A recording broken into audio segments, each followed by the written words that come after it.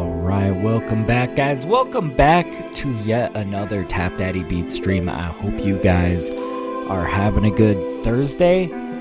Yeah, we're gonna be making beats today. I know we usually mix on Thursdays. Well, lately we've been doing a lot of beat making on Thursdays, so yeah, that's what we're doing today. Making beats in Ableton Live. Just gonna be making some bangers, hopefully. But yo, real quick, I wanted to show you guys, this is my newest release. It's called Sunsets and Daydreams. It's a little neo-soul banger for you guys. I've actually got a little bit of a neo-soul album on the way. This one isn't going to be on the album, but this one was kind of one that I've been sitting on like 1,000 different neo-soul tracks, and well, I couldn't find a spot for this one on there. I just knew this one had to see the sunlight, so so definitely go check it out. Also in other news, Lady Moon just crossed 100,000 views on YouTube. I can't believe it. I've never had a song cross 100K on YouTube.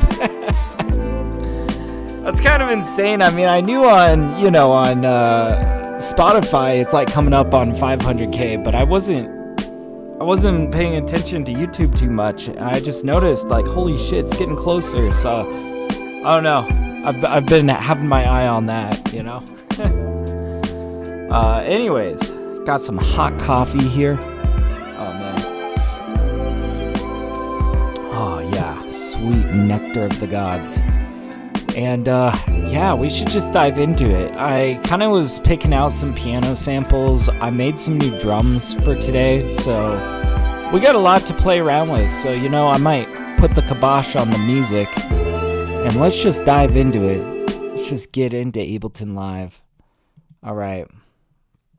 So, let's see. Yeah, there were a couple here that I was...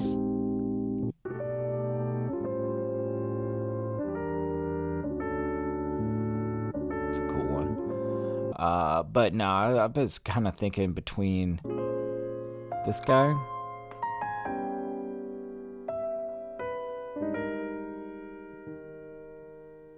Like, dude, that could be interesting. Why is my master not at 0? That's weird.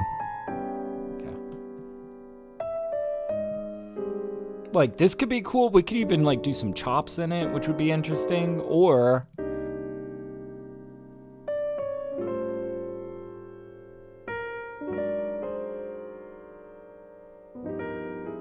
I'm kind of thinking this one. Oh, dude, that's like... so grimy and noir. What's up, Signature? How you doing, man? How you doing? It's good to see you, dude. It's good to be back. Sorry I missed on Saturday. It's all good. We are back making some bangers. Oh yes, hot coffee and sick piano loops. Let me show you guys. This is the drum kit that I just kind of... I chopped apart a drum break today.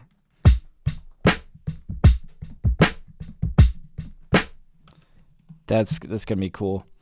I broke my tripod, so sorry if jam cam is a little bit crooked today. I think it looks fine.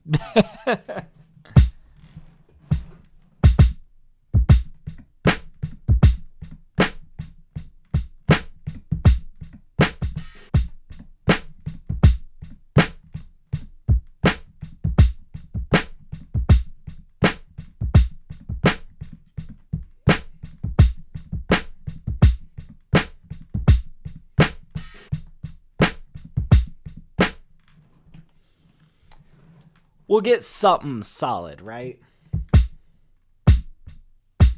I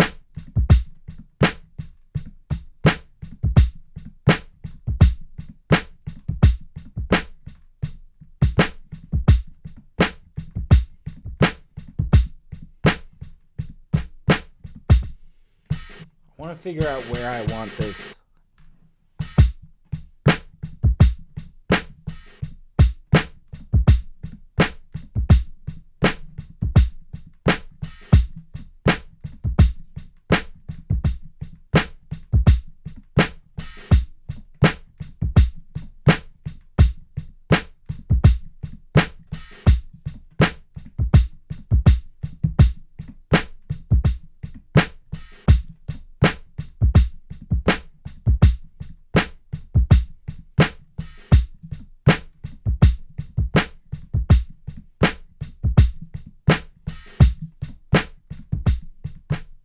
Okay, yeah, we got a couple good ones in there.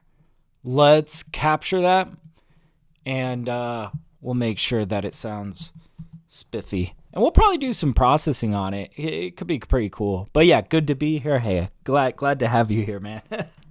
Let's get moving on this. I just have a hunch we're gonna be hitting some good today. You know, we got some pretty good drums. We got some pretty good piano picked out. Like, this should be a fun stream, I'm thinking.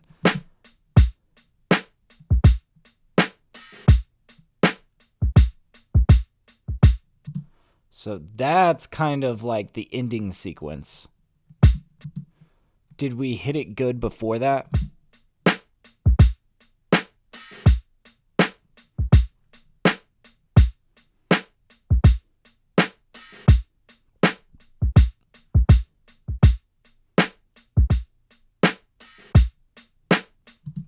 I don't know if we want that to be like every 8 bars, or do we want to do like we had a pretty good run over here. I'm not sure about this run.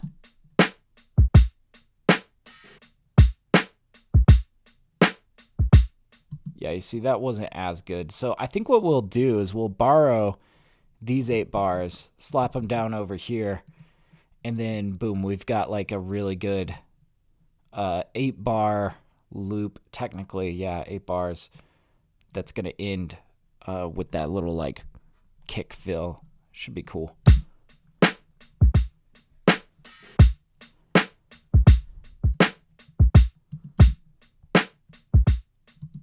Let's make sure that this is all solid.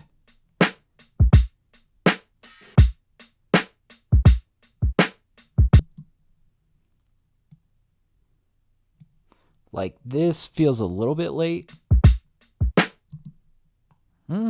Maybe it's not. Oh shit, you know, think the screen is updating. Oh, that's weird. Sometimes OBS screws up. So I just gotta refresh the screen real quick. Let me do this. Window capture and then display capture. And then, is that good? Making sure I don't have doubled audio. Yeah, it looks like we should be good. Okay, I think we're good. That's okay. I just had, I think you guys saw the cool stuff of me chopping it. There we go. Thank you, Mrs. Tap.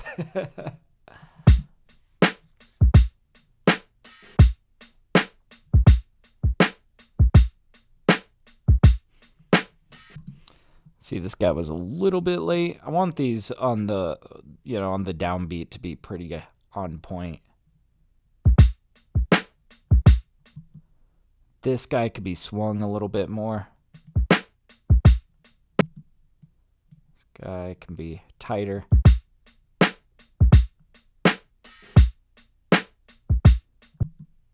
This guy can be swung a little bit harder. Same with like this guy.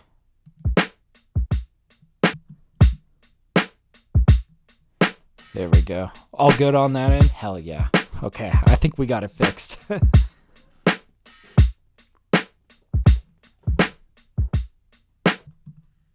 And then we'll focus on these guys. This is a different set. So you can hear that first guy is like too quiet.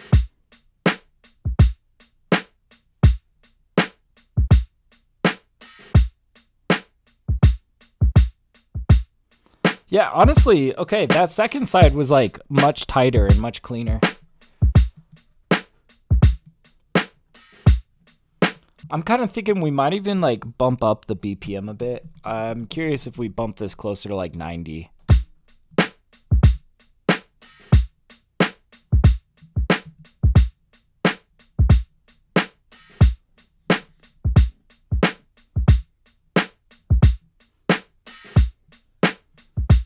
Okay. Now this sounds pretty slick, but I am curious. I want to pull out that Ampeg and see how this feels going through the guitar amp.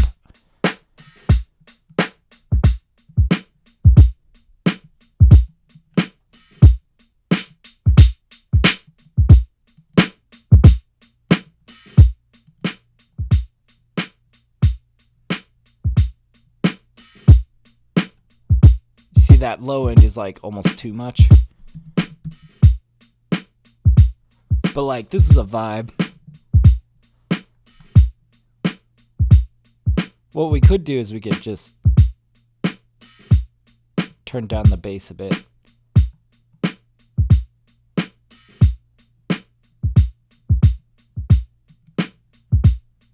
Now I'm curious if we do like a little bit of compression.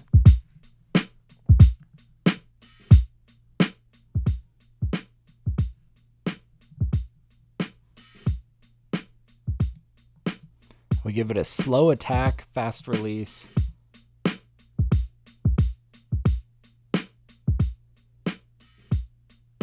Maybe we don't give it too much compression.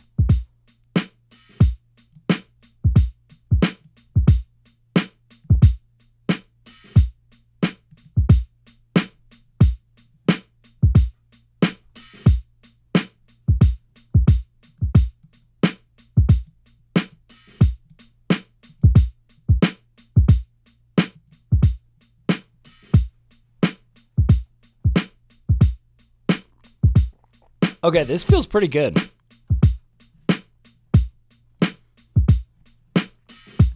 This feels perfectly boom bappy. Let's go digging, messing around with those, what were we playing with? I think we were thinking this guy. Let's see what this guy sounds paired up at 90.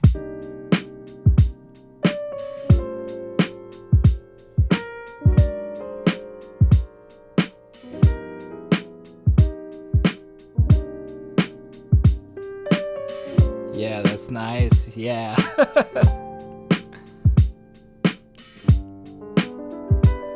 And we'll like do a couple of chops in the middle of it to get it. Okay. I wanted to just check out the other lick that we were considering, just to see what's going on there. But I like how this goes. All right, let's see this other one.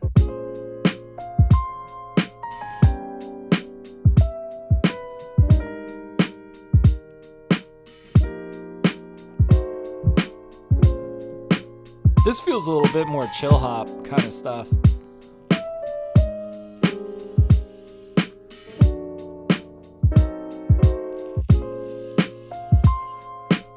I don't know, I'm kind of in the mood to go for something a little bit more menacing and New York kind of feeling.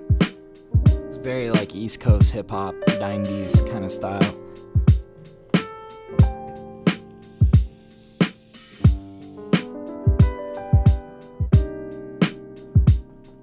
I'm not sure how well it's gonna wrap around, but we can always mess with it. Let's just get busy.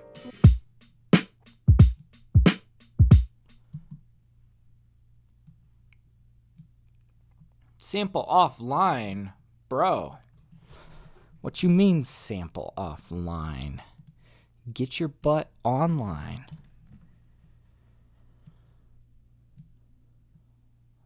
Come on.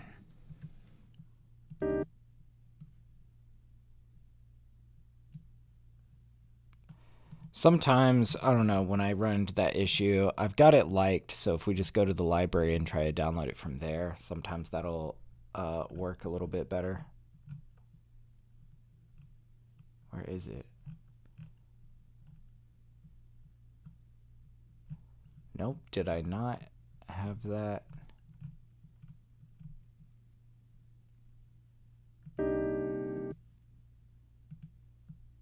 Add to likes. There we go. You should be in my likes.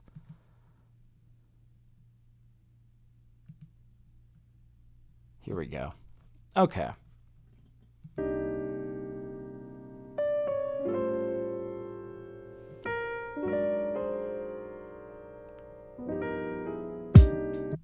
Okay. So now we'll get this. There we go. It's all loaded in. Now we can kind of, decide if we want to bring it up a little bit, make it a little brighter, bring it down a little bit warmer. Yeah, it's definitely got that NOS feel. Yeah, it kind of feels like something that you would hear off of like Illmatic. It also kind of reminds me of like Black Star. Like there's this one track from Black Star that this just kind of gives me the vibe of. It's good stuff, man. This is the niche of like hip hop that I'm so fanatic about, you know?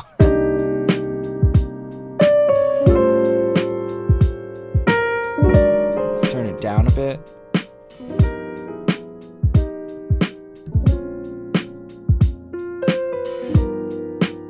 Here we go, -2. That puts it at F minor.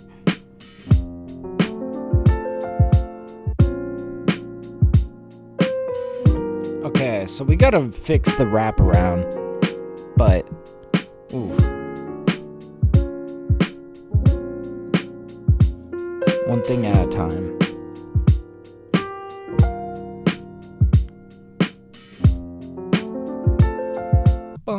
Okay, so it's this note right here.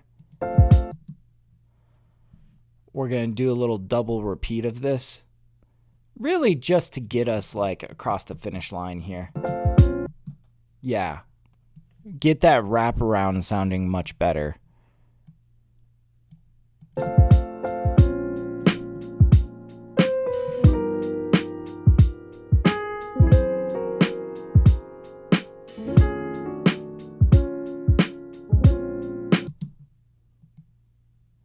Okay, now we gotta think, is there any way that we can connect these, this piano, kind of chop it so that it feels more locked in with the drums?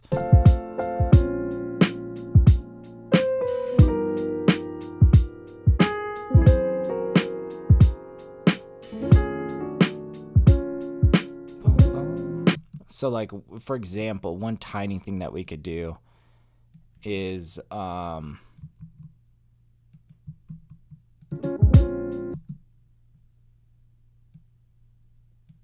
small chops. But I'm not sure if I'm really vibing with that.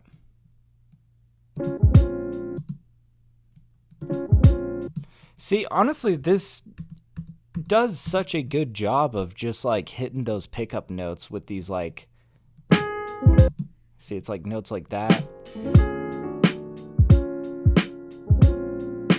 I don't think I want to mess with it too much. I think we're going to roll with this, and then like this is kind of the foundational layer that we're going to be doing so much more on. Let's get more of the sampled elements in place before we start really dressing this house up, you know? And I'm trying to think of like, what are the elements that need to be sampled that we shouldn't try to like biff with some MIDI stuff. I'm kind of thinking like, if we could sample some strings on this, that would be slick. We're gonna need some live trumpet for sure. So those are kind of two layers that I think have to, that like, we gotta sample it to carry this like boom bappy vibe. And then I'll probably lay like an upright bass myself. I want to come in with a one extra like piano layer myself. Once we understand what we're working with sample wise in the strings, there might be some additional layers that I could come in with in one of my MIDI VSTs to kind of help the ensemble, right? Fuck, let's stop talking about it. Let's just do it, man. All right, here's the fun part of stream where I start digging through samples. Let's go.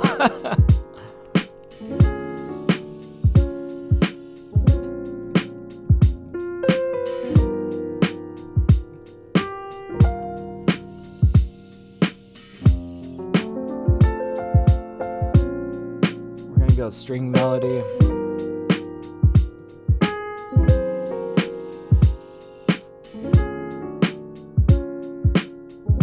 I'm trying to think where I haven't looked in terms of strings, right? I feel like I burned through these so much, you know?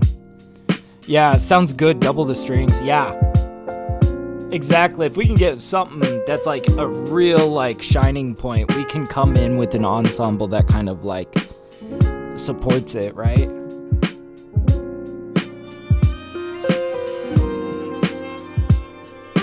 Okay, so we sampled this one last time.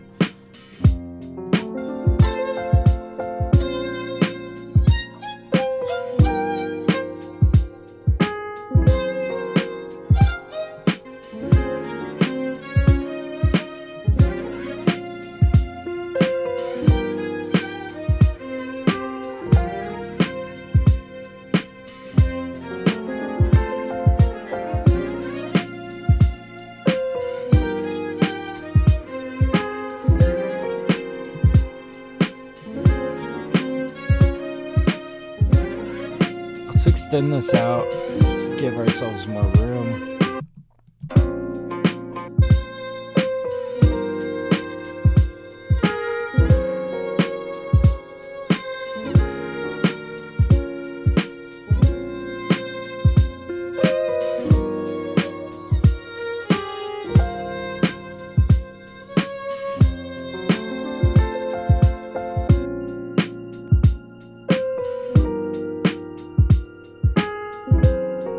We could be doing something with like a high string like this, which would be pretty cool.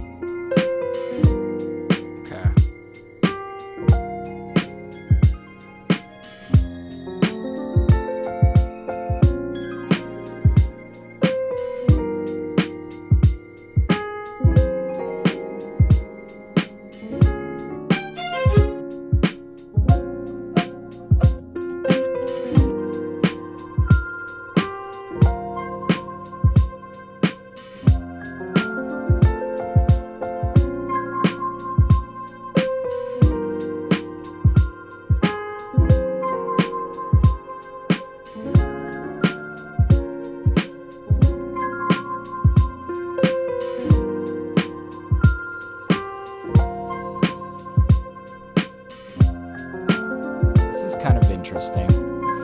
I want to start narrowing it down and start trying to dig in areas that I don't usually dig in. Do I usually even look in lo-fi hip-hop for strings?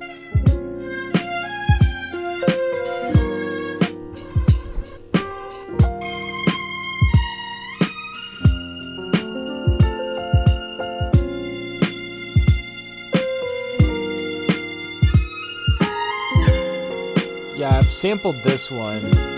If this is the right sort of quality that we'd be looking for. It's kind of got that like vinyl feel to it.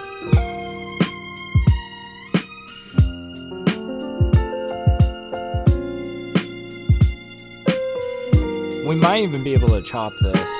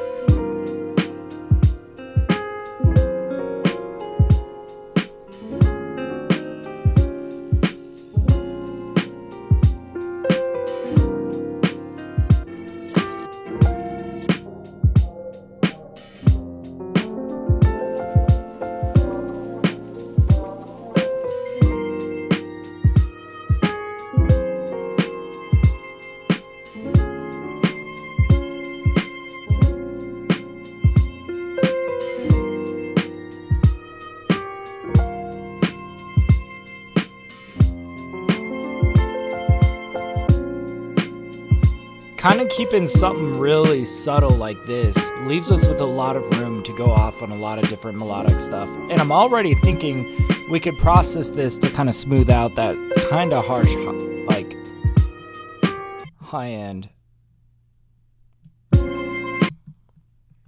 So like, let's really turn this down. Let's make it super small part of the mix.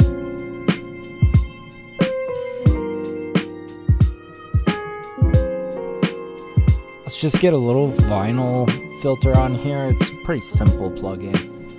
It's just gonna kind of like make this more muted.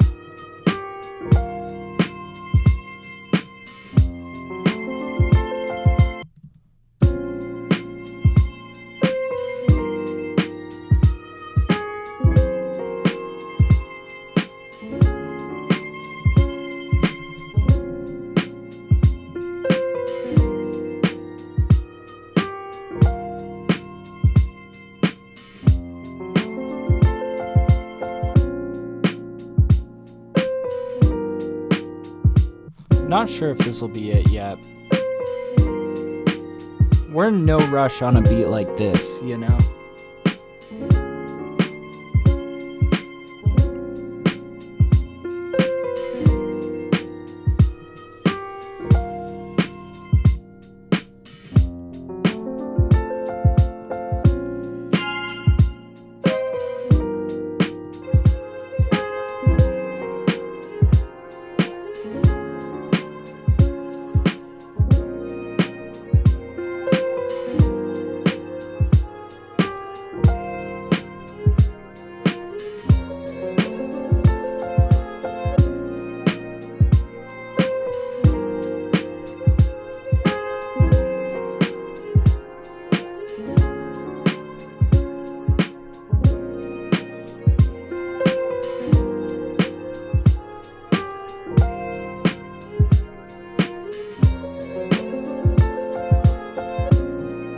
I like how that ends, right? I like the tail end of that. So, like, I'm kind of thinking we could do something like this where we, okay, really bring this down.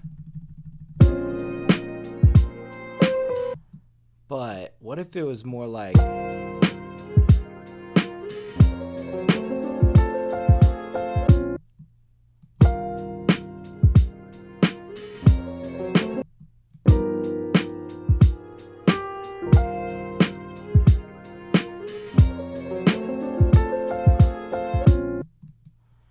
and we do this like kind of flutter delay. We're gonna capture just that flutter, kind of delay this out.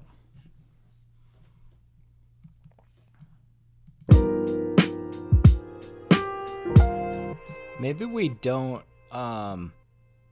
fade in, we just come in on this guy.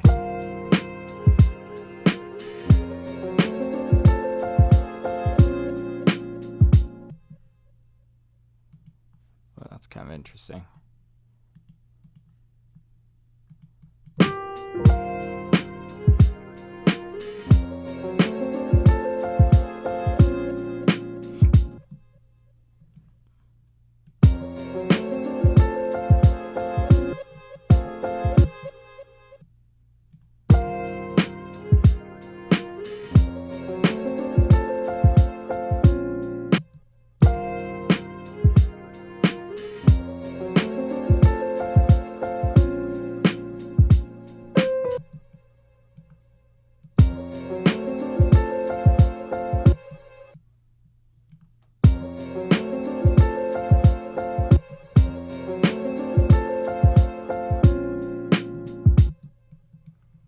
It's like a small detail, right?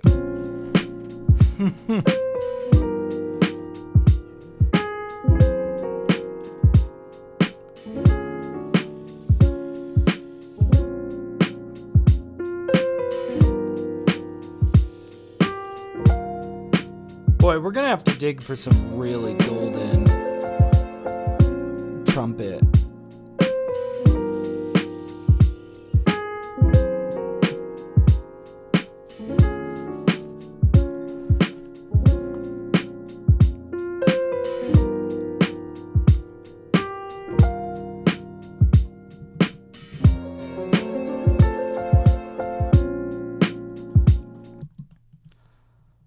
Let's just, yeah, we'll just have this on. We're only grabbing a small section of this. Okay. One piece at a time. I do want to hear it connecting into this string melody a bit.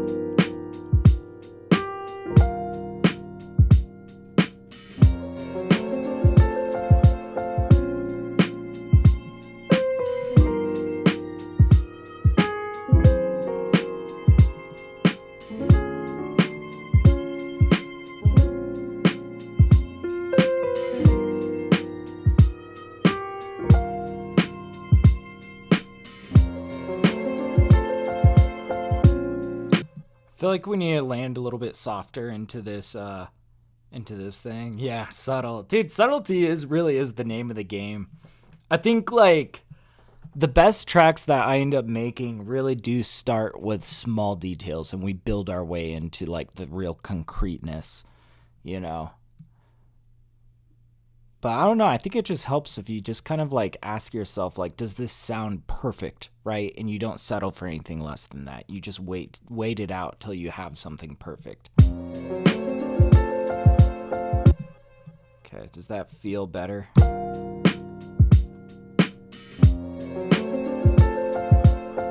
Yeah, that lands softer.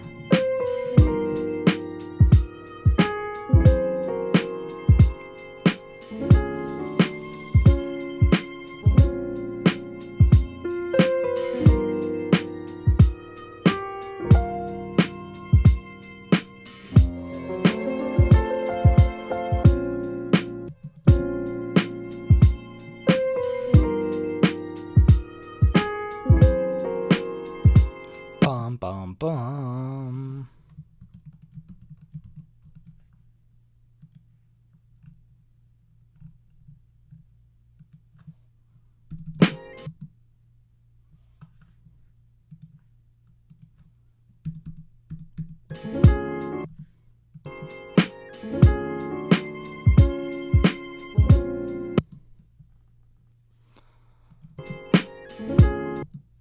And I want to do this like bend thing here. So like let's get Shifter. I hardly know her. I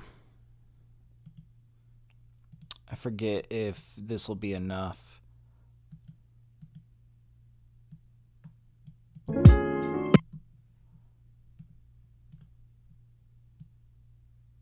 Probably do something like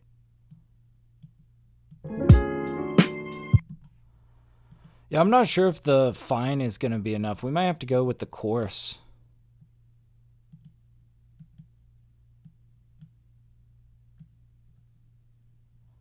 And go like 9 steps or something.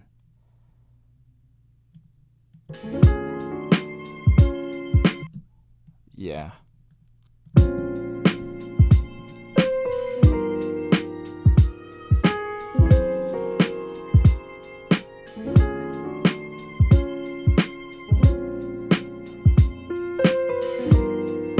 Is that going to be the area to do it in, though? It might be better like as a connector kind of piece. Bring this over here. Yeah, that's better.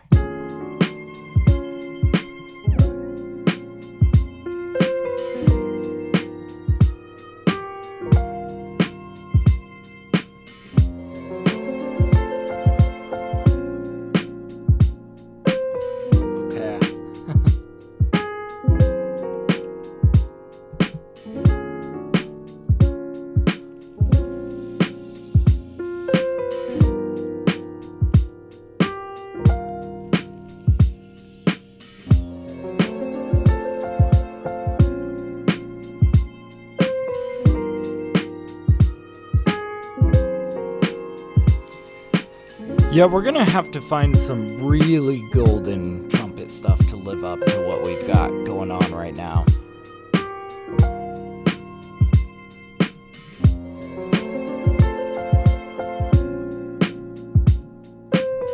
I'm thinking like a muted trumpet would be really cool. Something just kind of jazzy doodling away.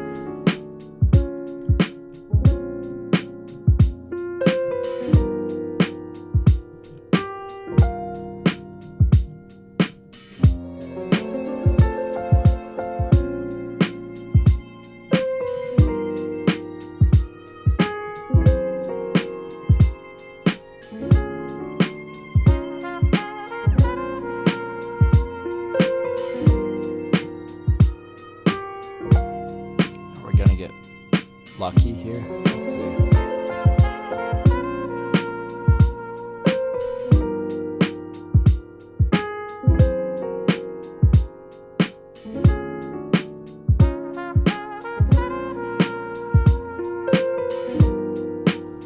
That's really not bad.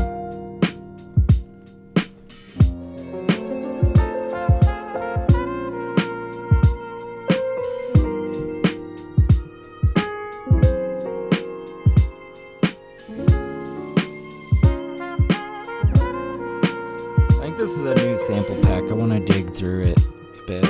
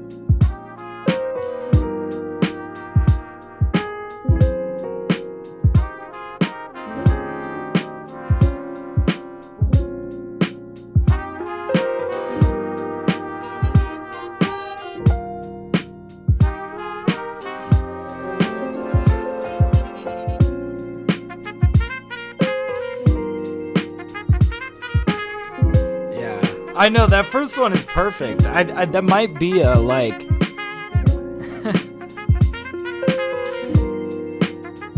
I'm just like holding out to see if there's anything else.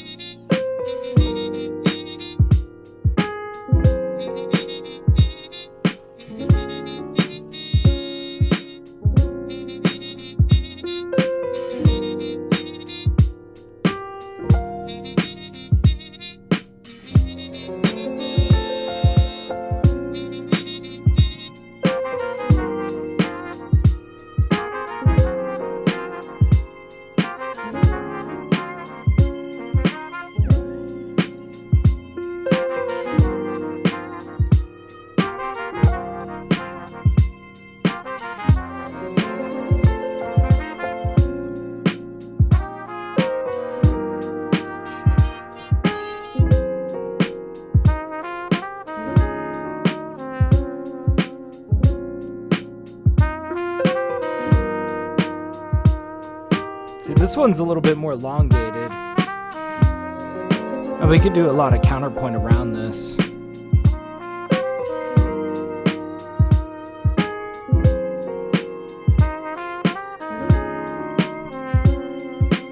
Because these are from the same sample pack, they might carry similar characteristics.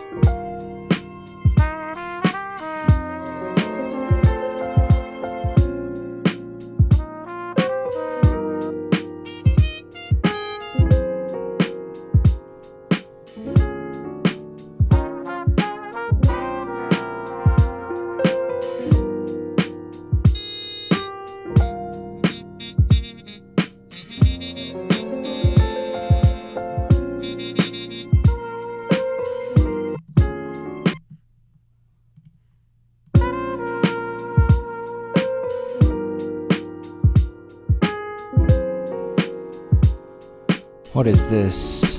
Funky gospel? Let me see if I can find the dry version of this.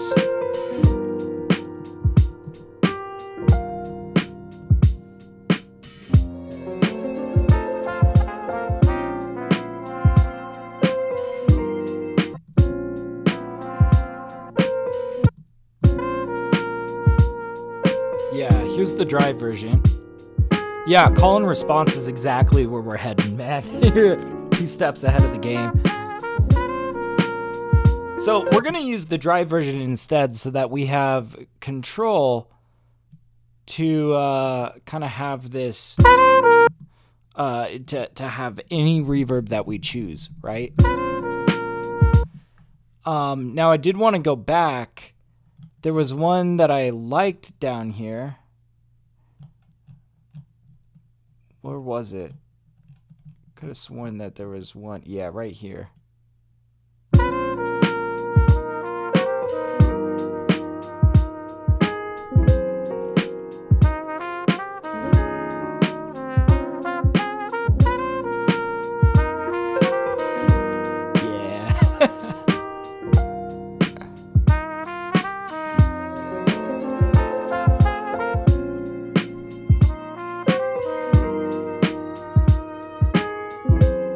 And I don't know if these will be the call and response, but like I want to go ahead and grab this. Maybe we'll set these on opposite sides of our ears, basically.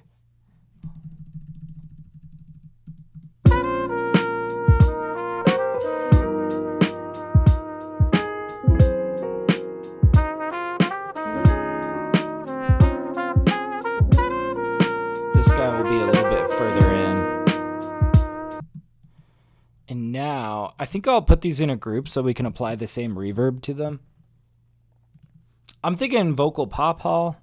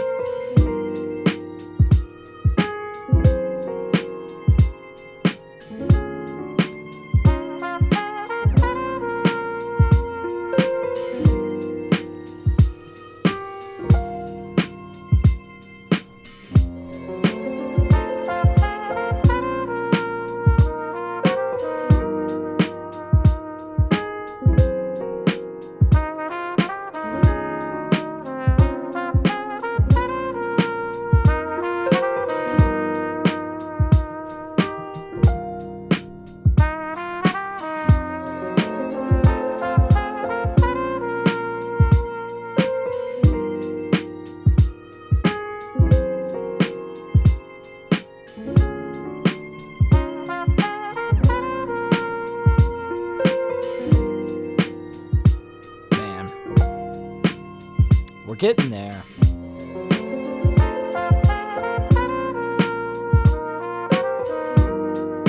I still feel like we need more pizzazz in this section.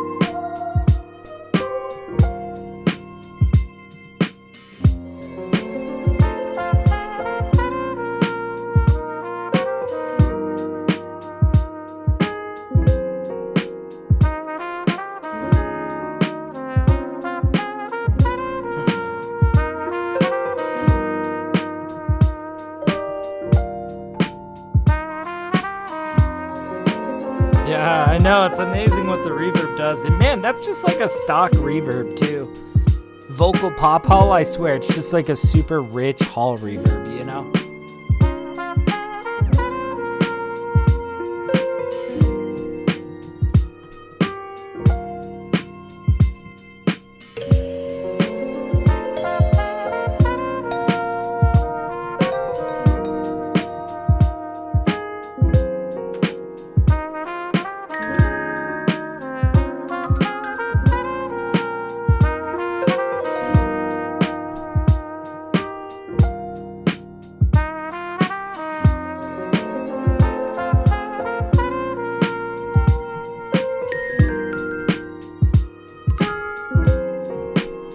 Be applying that same reverb to this one. But yeah, Signature says, are you going to put an upright bass on it? Yeah, I am. I don't know why. I typically save that for like last almost. You would think I would put it in sooner, right?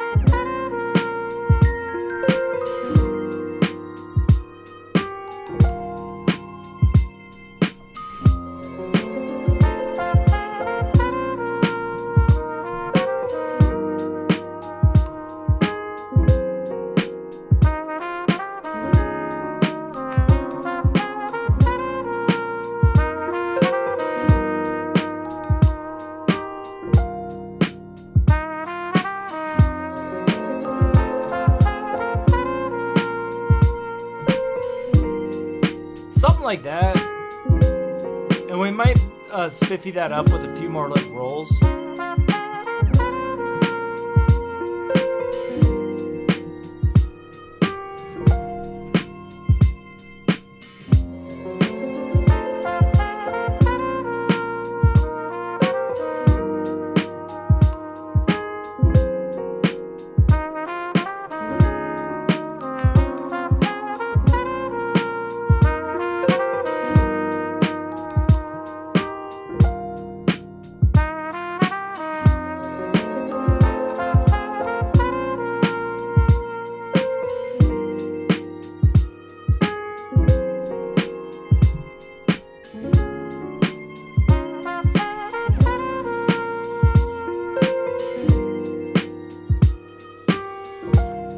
Getting there.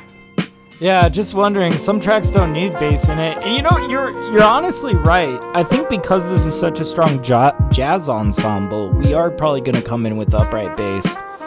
But there are a lot of times where I decide against bass because I feel like it makes the track more noticeably like light on its feet when you like exclude bass, you know? There's a lot of tracks that I do like that, and I feel like that's something that you can definitely do, especially in the genre of like boom bap and like chill hop music even, you know, like not everything needs bass. Sometimes that just like weighs it down. But I'm kind of thinking I need to think of like a really satisfying bass underneath this. Boom, boom.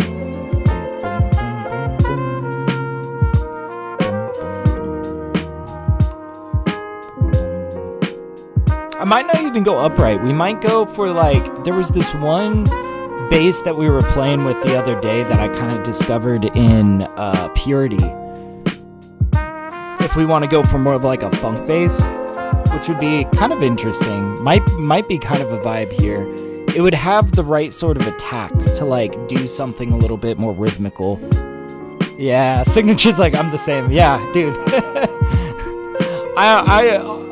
I feel like, I don't know, I get in my head about it sometimes where I'm like, man, I do a lot of tracks without bass, and then I'm like, you know, whatever the track calls for, right? Let's see, there was bass guitar, A&A bass guitar.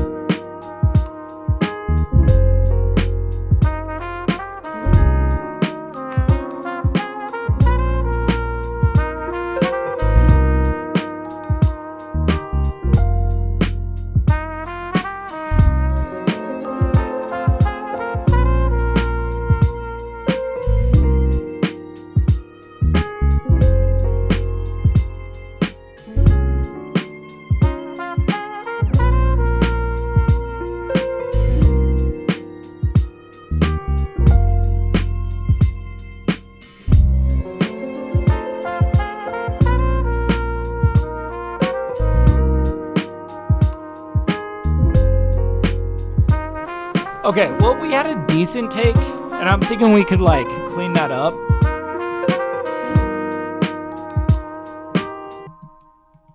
Because I've got kind of a bass line in my mind, and I think, you know, the way I'm playing it here, it's, like, set so far forward, right? I want to make this bass line super tight and then really sink it into the track so that it's just kind of like this funky bass line kind of bumping just below the kicks, right?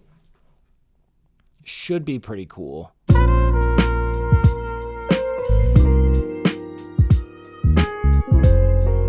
Yeah, I want to hit that bum bum ba-dum.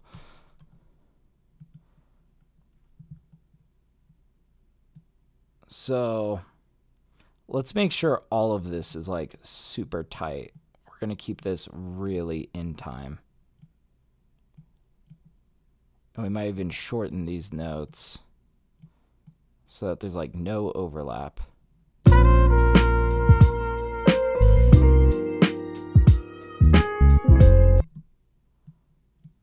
Bum, bum, ba-dum.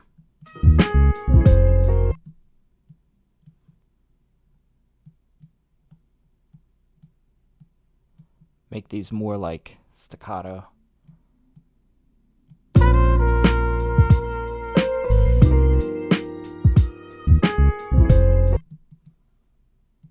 This guy can have a full note.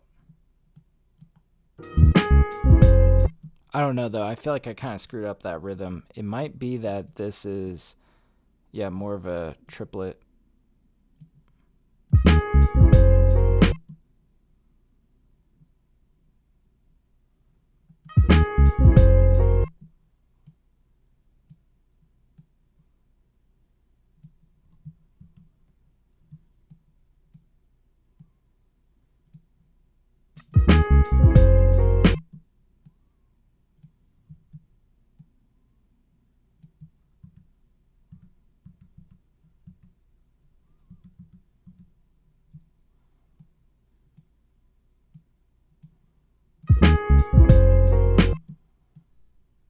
Want that to be a really tight pickup.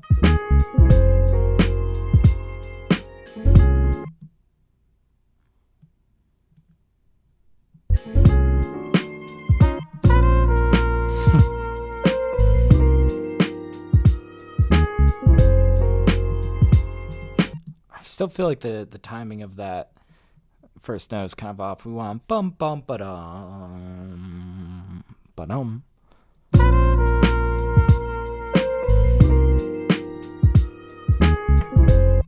Is it too early or too late? Bum bum ba-dum.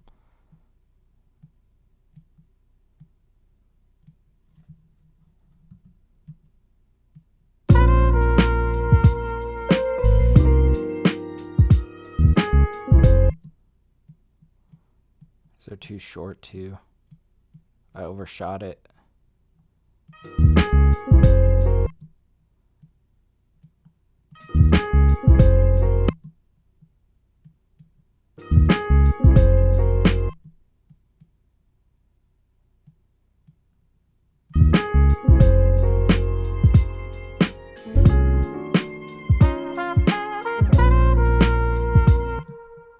This is so sick.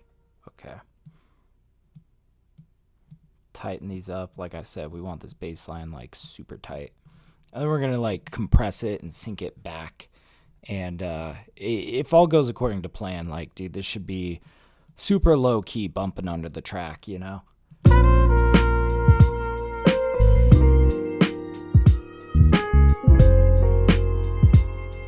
I'm not sure about that one. We'll see if we can hit this next one better.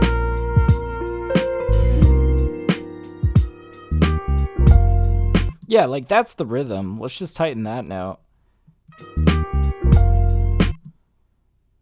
I think that's better than the other one.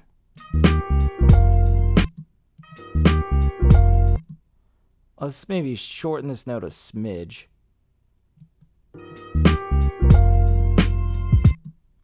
Do we want a little bit of separation? Like, I don't know, that might be too close. That feels better.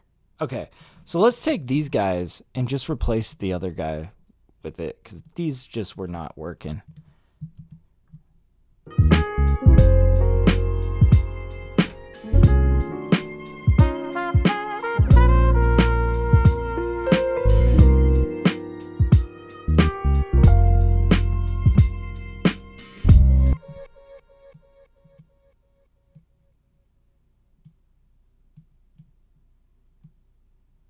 Super tight on here.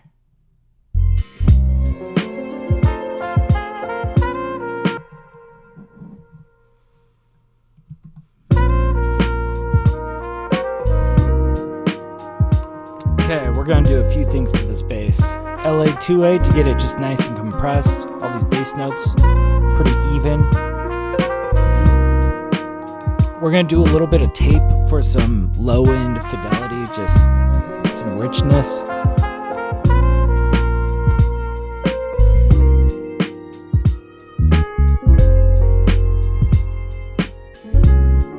And now we set it pretty far back in the track.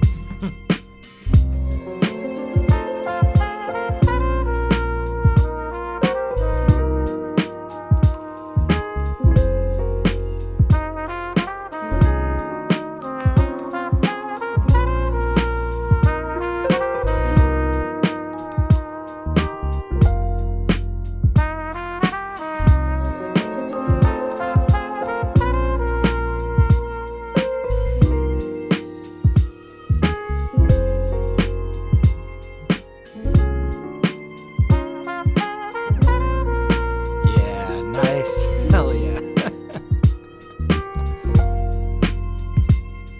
Man, this is a good track.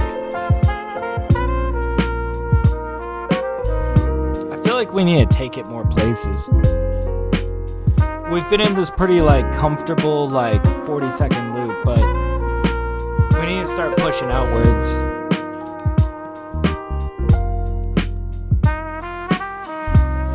I still think we can ornament this a lot better though.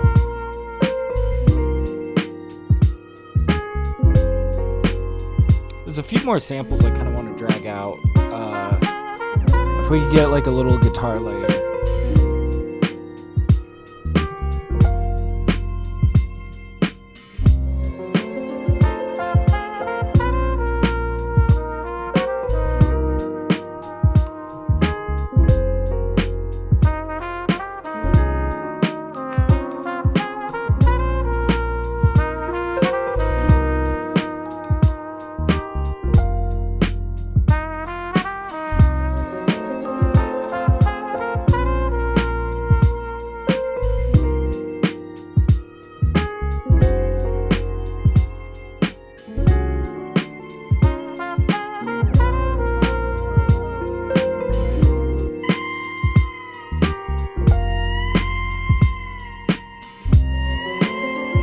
See, I feel like there's a way that we could use a little sample like this.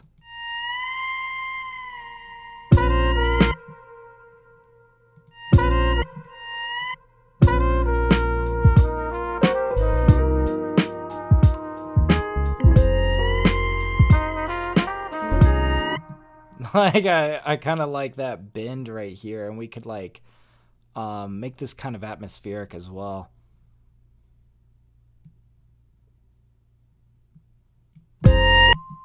Gotta really turn this down. You know, this guitar bend kind of reminds me of reminds me of Take Me to Your Leader, MF Doom, Monster Island Czars. Kind of, I don't know, there's like one track on there that this bin just kind of reminds me of.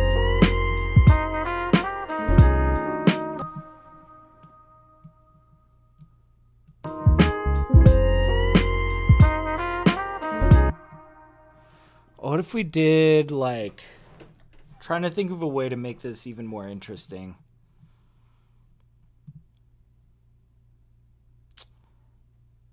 We could just delay, but I kind of want to get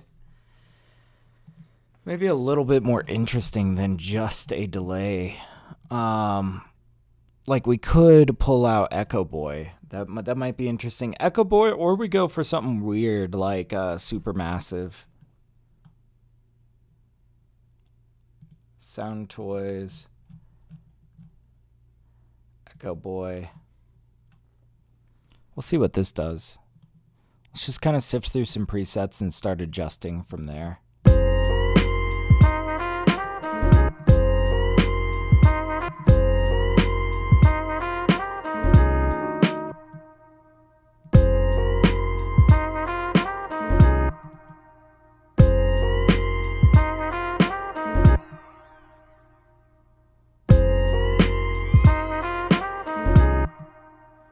Yeah, we'll like bend one of these, so like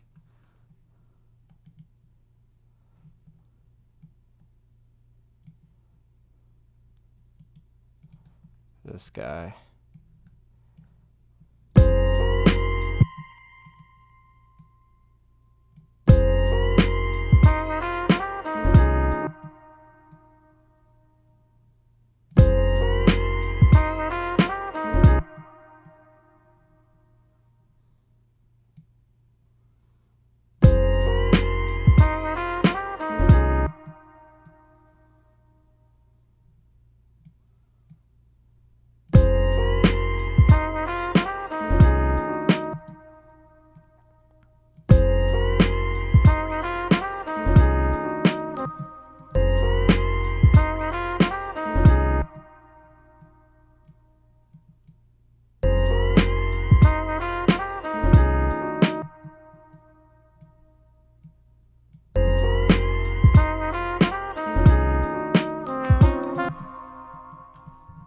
Pair that with some traditional delay.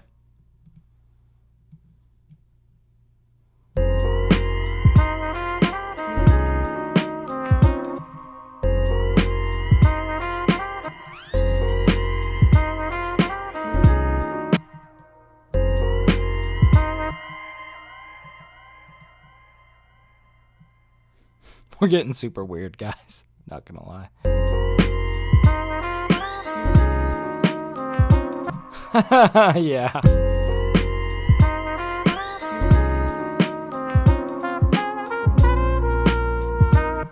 It's almost too much. It's almost too weird.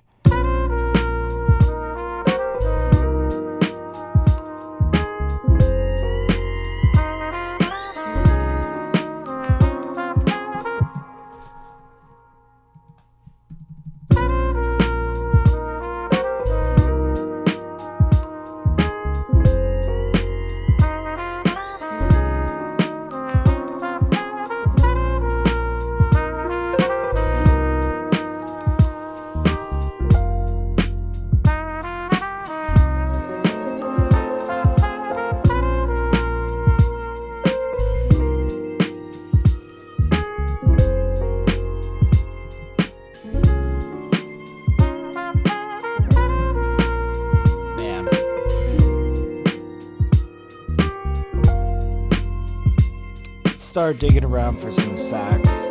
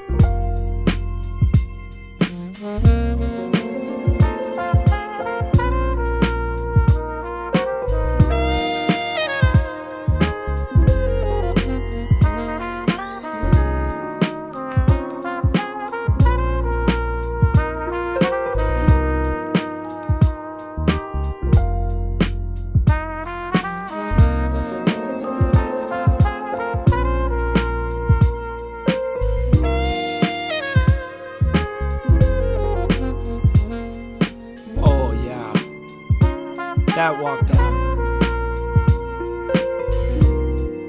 We'll see what else this gives. I think that there was something else in there that's worth grabbing. Yeah, like that.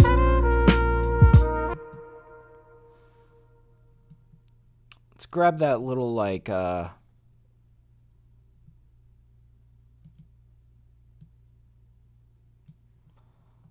turn this way down.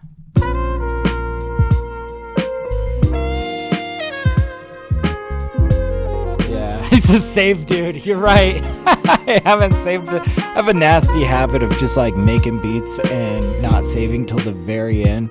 I gotta see what we're on. I think we're on song 1146. Song 1146.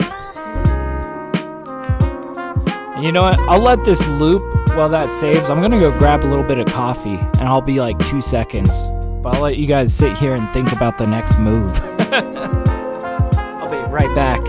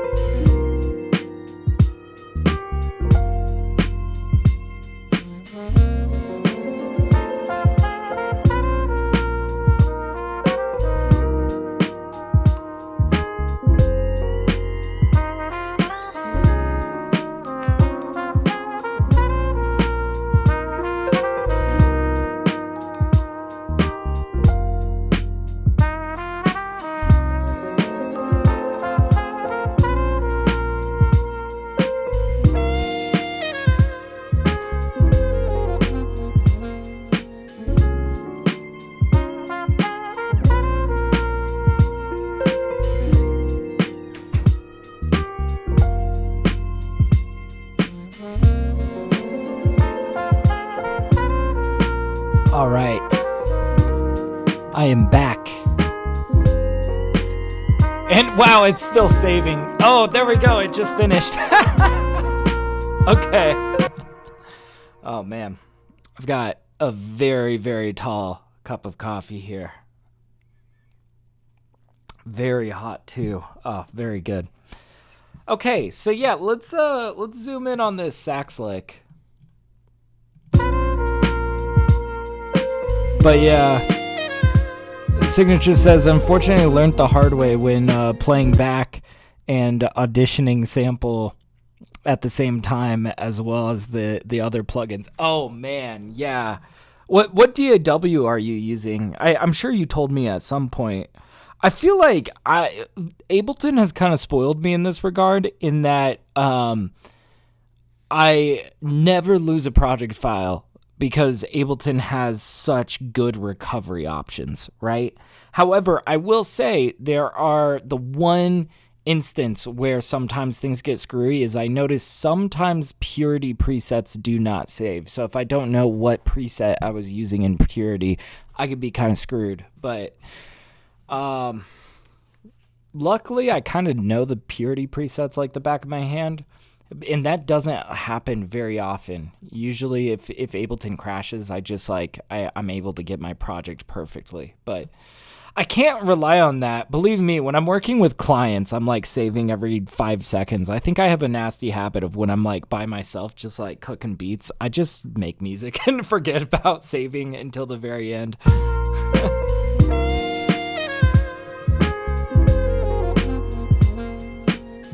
God, that's a sick lick. We gotta dress that up with vocal pop hall, definitely.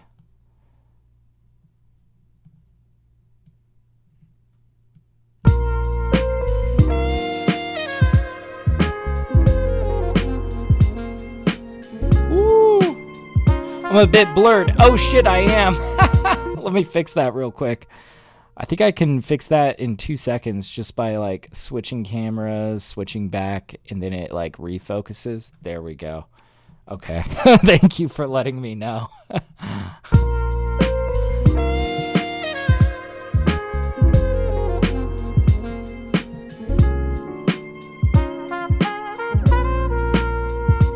Let's do a little bit of compression after the verb.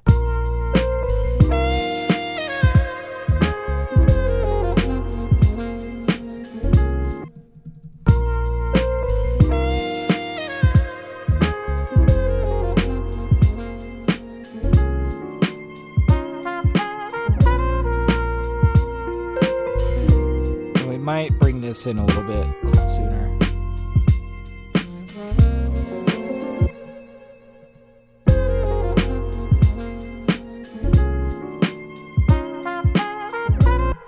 I don't know, maybe it is where it needs to be.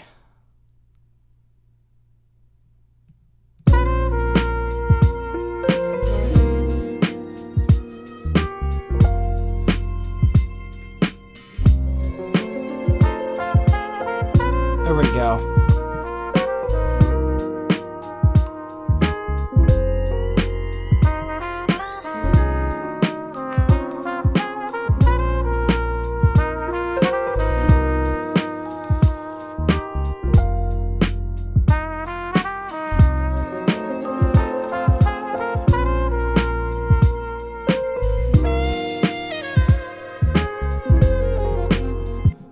Turn this down, and I feel like we need to like blend this a little bit better into the track. I'm thinking we'll do vinyl filter. I don't know, this just, for me, I feel like this is a simple plugin that sometimes just can set a brass element back into the track in a way that feels a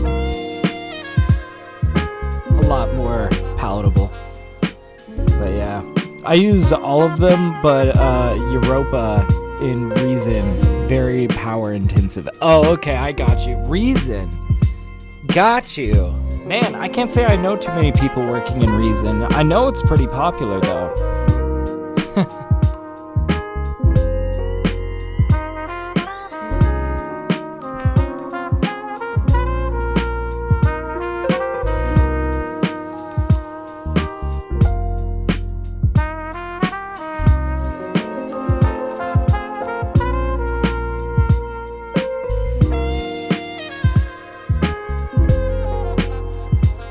All right, we need to like move this track along, and I'm thinking we should start kind of setting up for the intro section.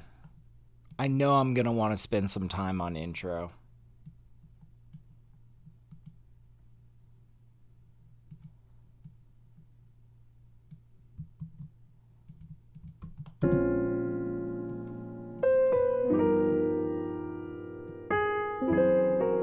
And this might give us inspiration for where we go beyond what we've got. We've kind of got like a verse hook set up. So we got intro, then verse, then hook.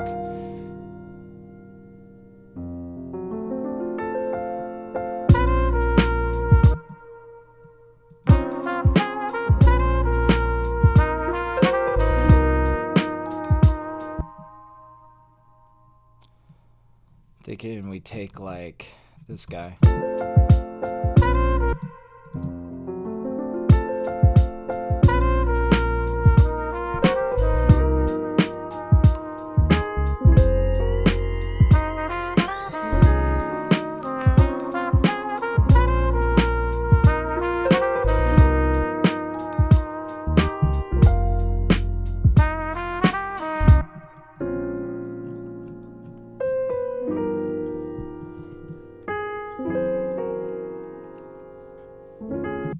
Let's start simple with some like small string swells maybe.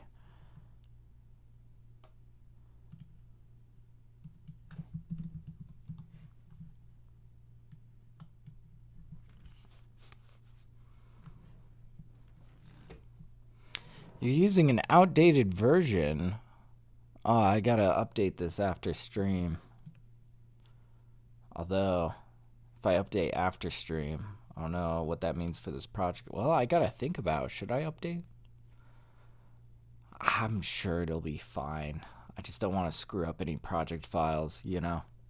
Ones that are using the old version. Usually it's pretty good about being backwards compatible, right? I'll trust it, I suppose. I'll update it after stream. But yeah. Yeah, he says, got great synths use. Different ones for certain projects. Oh, nice. Yeah. Yeah, for me, in terms of synths, I've just been really in love with Arturia lately. It's been so nice having some Arturia synths. I feel like they all just like sound really good right out the box, all of the presets, and there's like, you know, they're emulations of like actual synthesizers, so there's a lot that you can dig into, you know.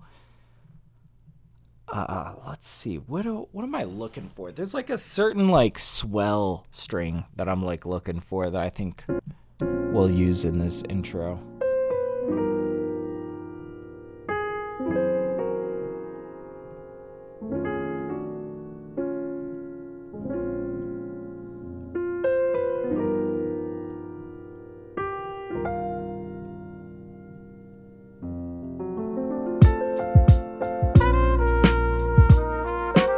Not just the strings, is it? No.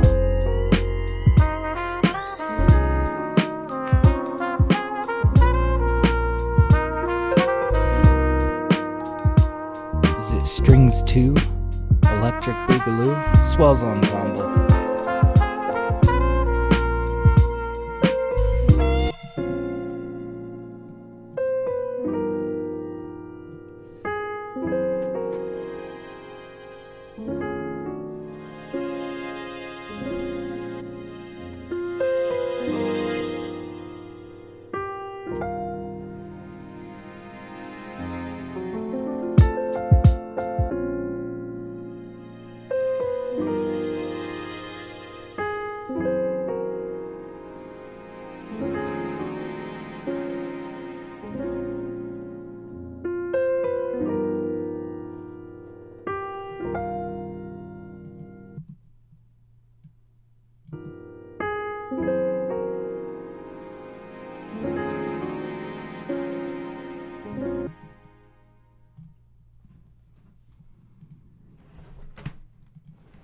Okay, let's get in with the envelopes. See what we got here.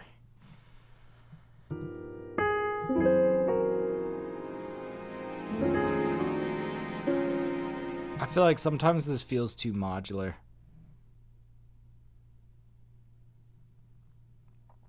What if instead I did something like this to make it feel more smooth? There we go.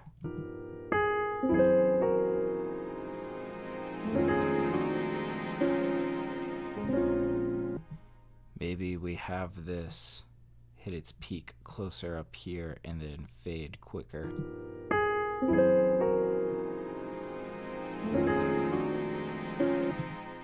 And we gotta like end the note sooner.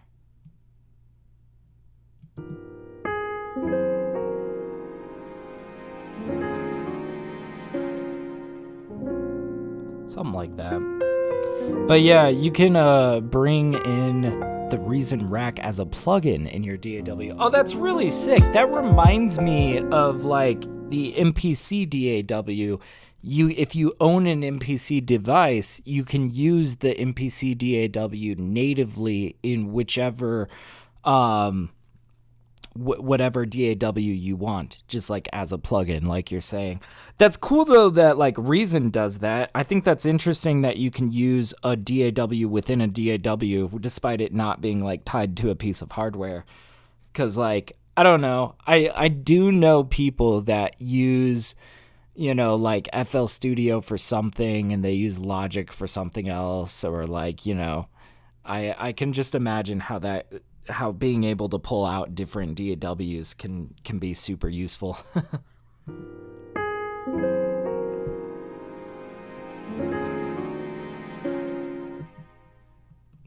I feel like this doesn't quite come down in volume. We might have to manually shave this. Here's what I'm thinking. See, this is where we get pretty hands-on, and technically we're kind of doing some mixing here, but like whatever. Some of these things, it's like it's not going to sound right until we really make it sound the way we want it to.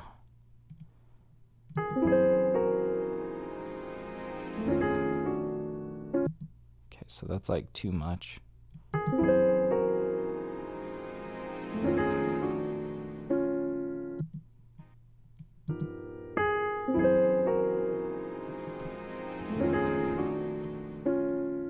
So that's the timing of it, right? Now we need to add the atmosphere of it, and we'll add the reverb after that little automation for the sound. I'm thinking like huge reverb. We're gonna use something like Inquire.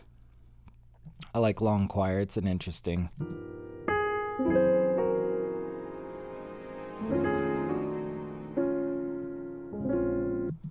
Yeah. Okay.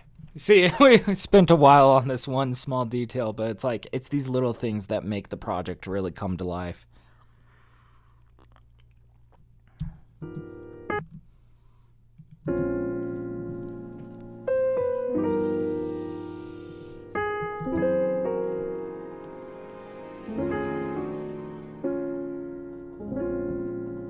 I'm also kind of thinking like, what if we just pulled out labs and kind of did same sort of logic here where we're going to get a little bit more hands-on with how we automate things and how we process certain things. But I kind of want this like choir beauty note hanging over the top.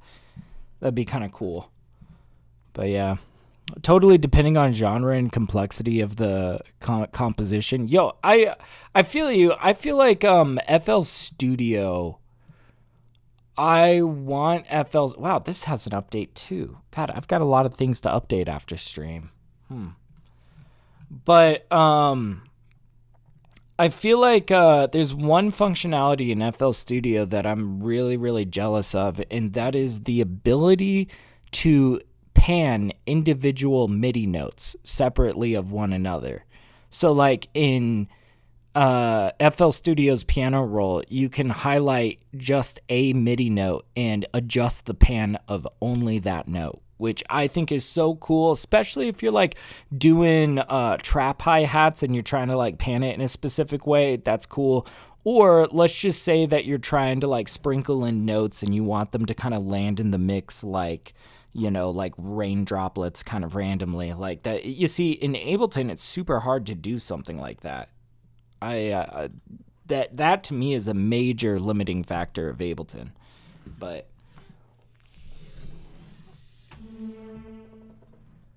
I digress.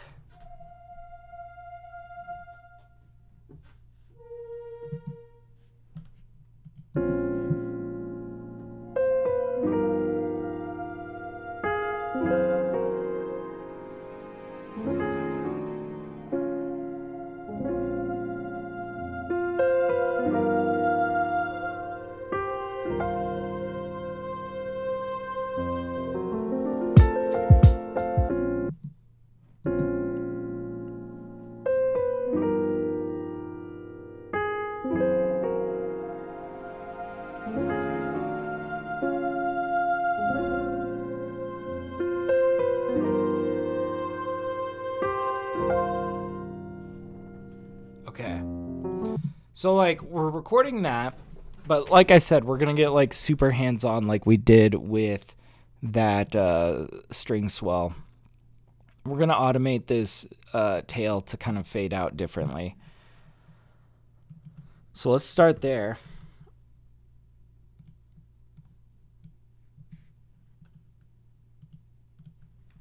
And the idea of this intro is layers. Layers to kind of like make it feel really haunting, you know?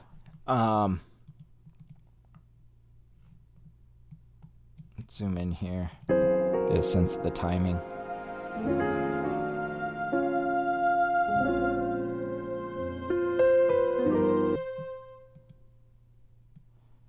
And from here to here we fade.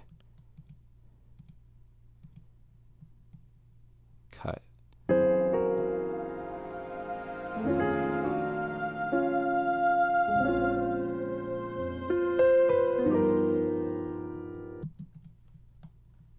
We'll use the same reverb over on this guy, the long choir reverb.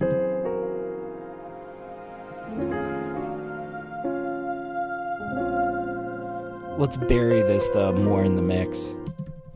Really make it subtle.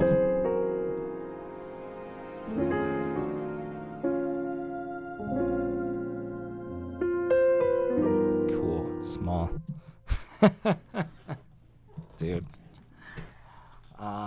What else are we doing here?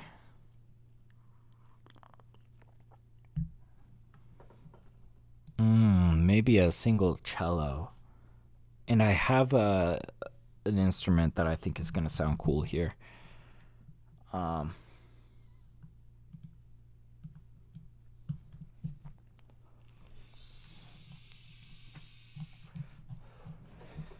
Man, I'm really enjoying this beat, you know? We're definitely pouring a lot into it, but boy, is it worth it.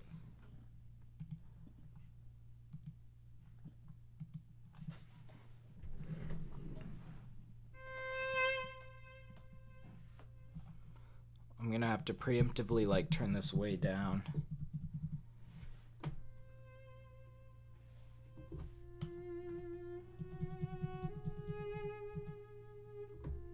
Maybe not so down.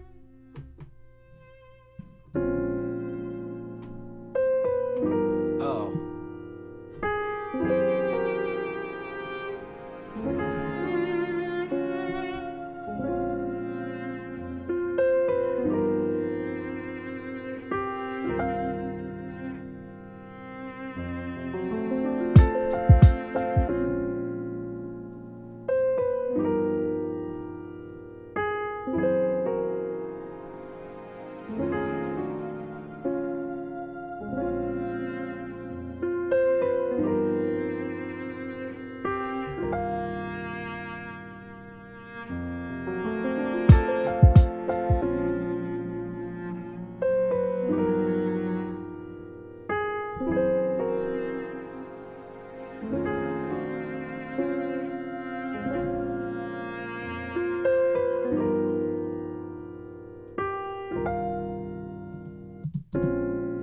Okay. Getting places.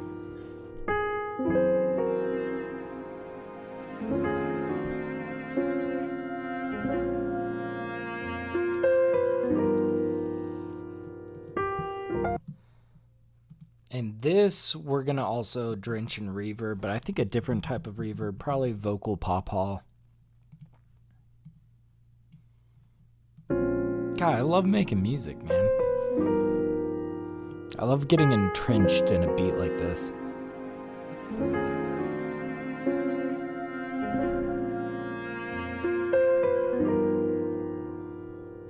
See, and we're going to need some layers to come out of this.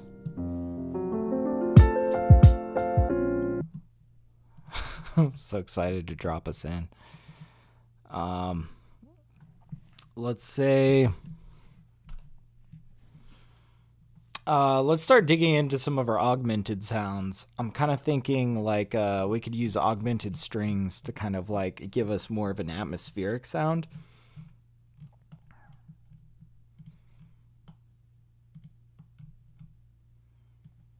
And I always use that bated breath, preset, but I kind of want to dig around to see if there's anything with some nuance, some interest. Coffee is good, man.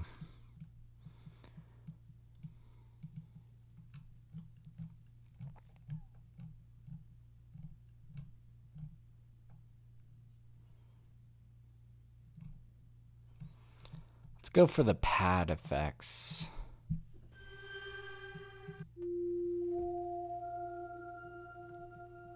Oh, that's kind of an interesting.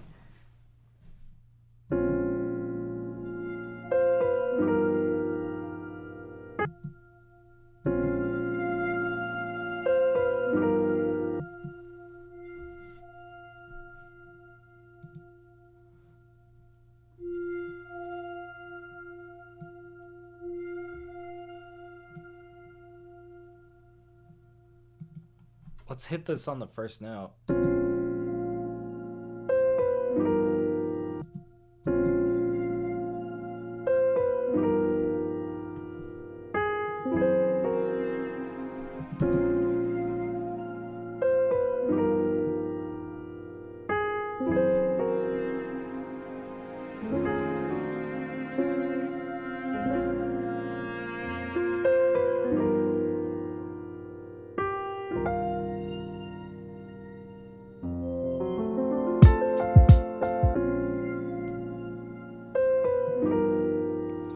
Just this note over here. That's pretty cool. What's up, 77 Vanix? How's it going, dude?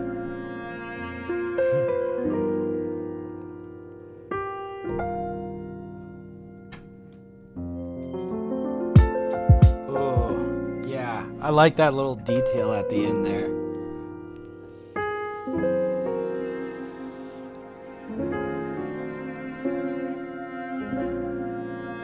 We still have like all this space right here, but then we'll drop them in.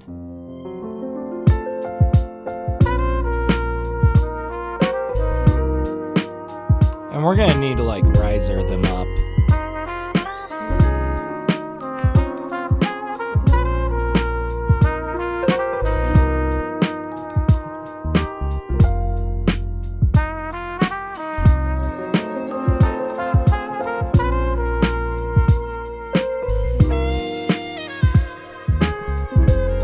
Good, man. Here for some vibes? Hell yeah, you came to the right place.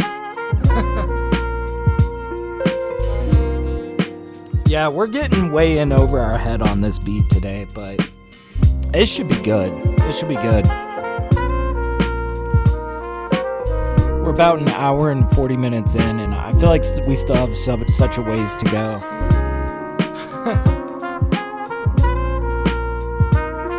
Trying to like hit this intro section, and I feel like I've been really spending a lot more time on my intros lately, because I mean it's people's first impression of the beat. You want it to be really strong and grand, right?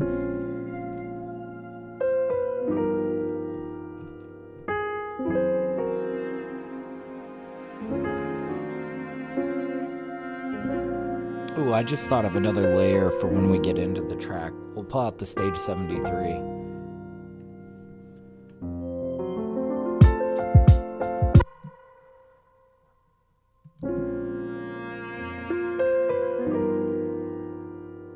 Maybe we need to hit this a little bit earlier.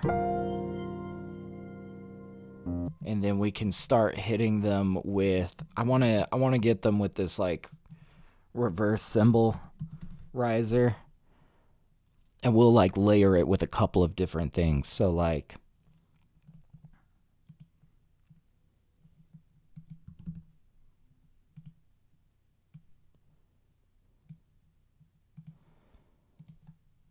this. We'll bring this in, we'll slap this down, we'll reverse the reverse cymbal.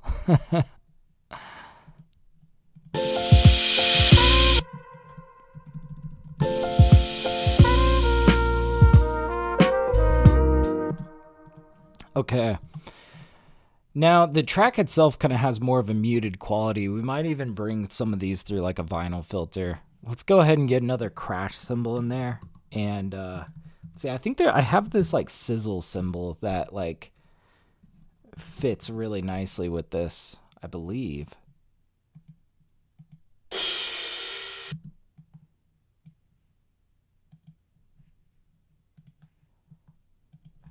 like set this down on the ground.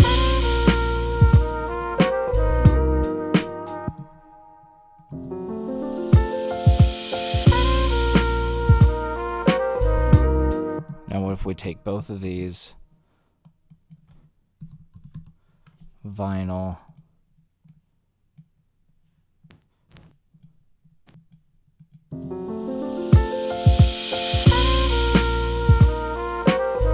and Supermassive.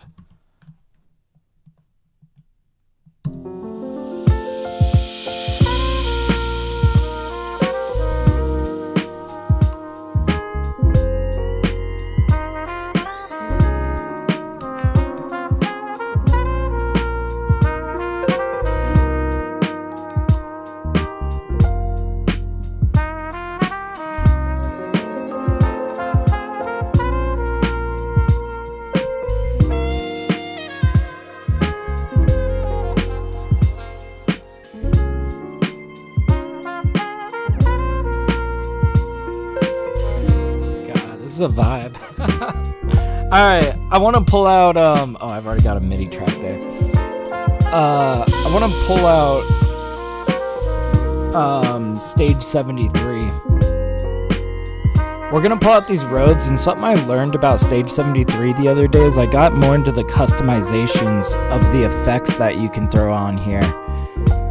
And like, man, these pedals are like super sick, especially the reverb one. What's one that we want? Austrian Ballad, maybe?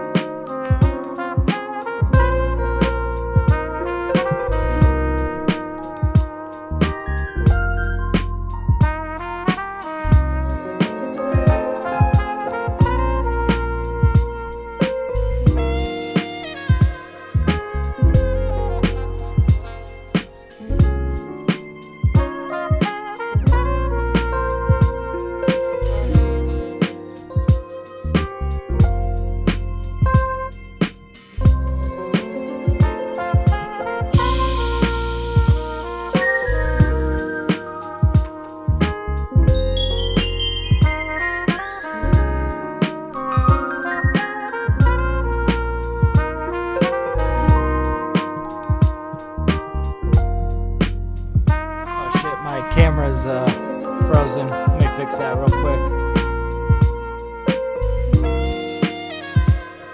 There we go.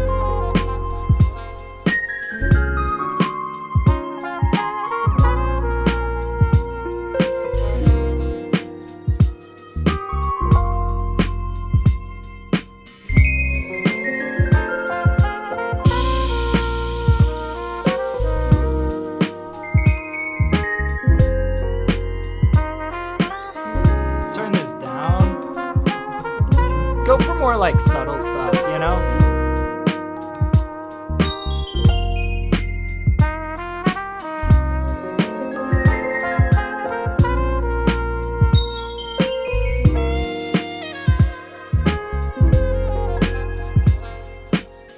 Ooh, maybe like a chord strike.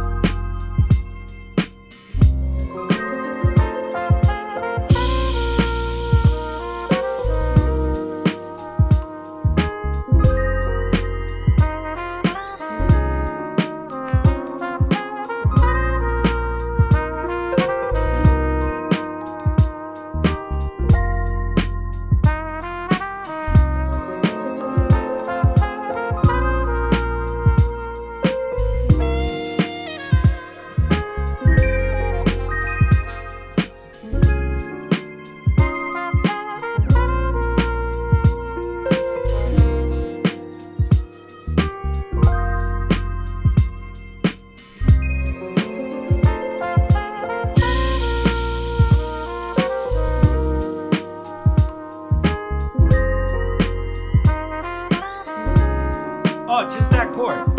Just that chord is like a nice little topper for that guitar bin. See, I'm like trying to go for like these small details. I'm not trying to like overcrowd things. Oops, I gotta fix my camera up here now. Jam cam is just screwing things up. Here we go. I'm back. But like, yeah, little toppings like this guy.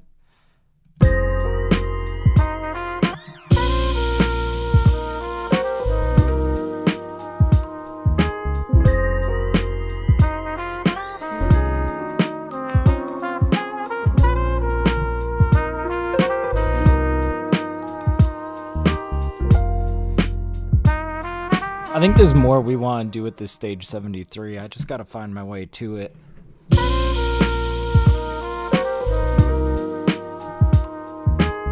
Fix this jam cam again. Sorry.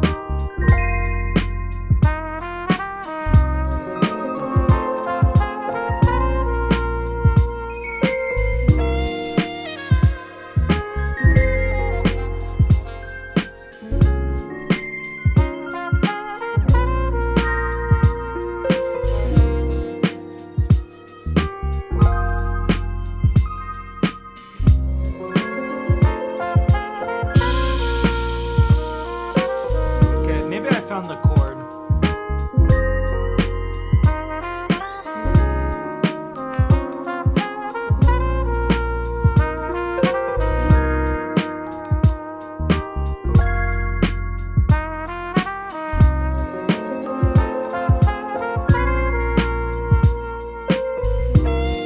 Just there, just that.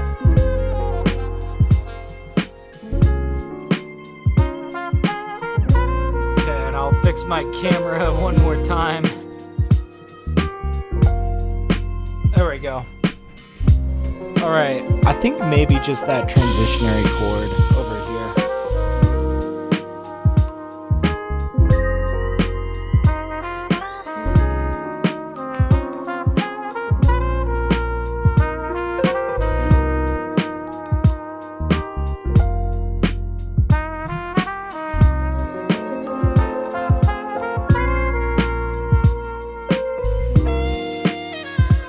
You know, something that we could do with these Rhodes, in addition to like that nice reverb, we could pull out Crystallizer and kind of make it this granular element.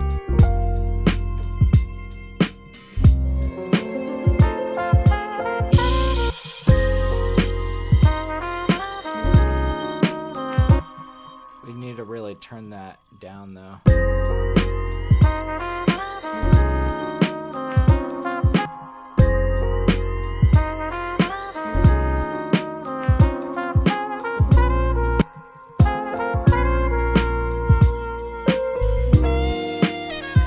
I don't know though, it kind of gets like too crowded, too much detail, too much like little ear candy for no reason, right? We want to be more intentional than that. Oh man, we got to kind of back it up 2 steps and just like take a look at what we've got here.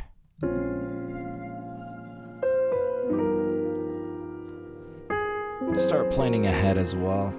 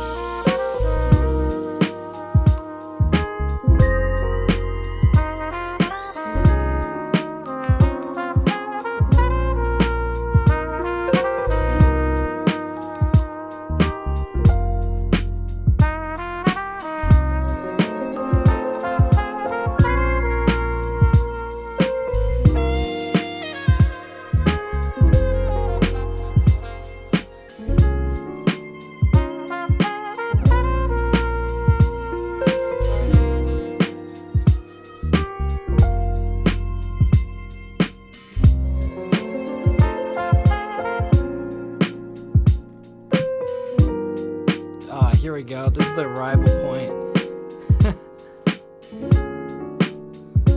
We'll probably have some sort of solo instrument a little bit more closer, not so reverbed out, but just like it's a bit more of an intimate moment, right?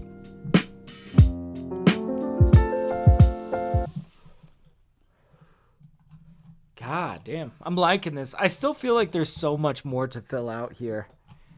God, we got about an hour and 10 minutes left. That might be enough time, but I might go even longer on this just to really, you know, flesh it completely out. All right.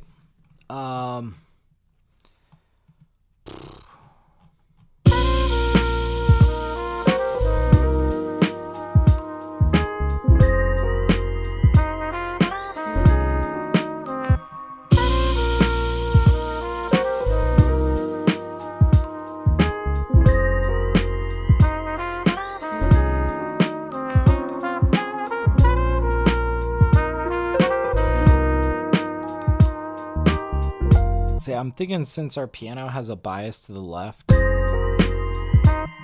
we can lean this guy a little bit right.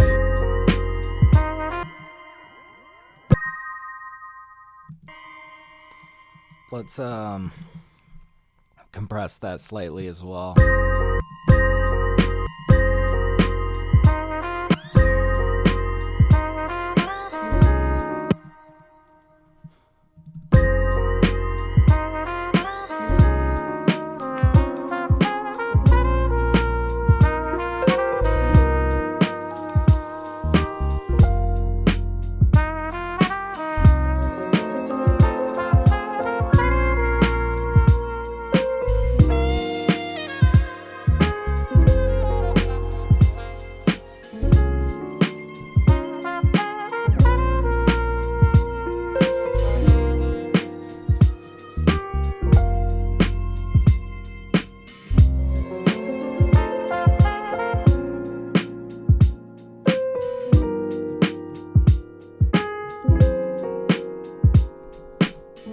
I'm thinking we need to zoom in on like a saxophone here, and we'll have something to counter it. So we need to go digging for like a really good sax.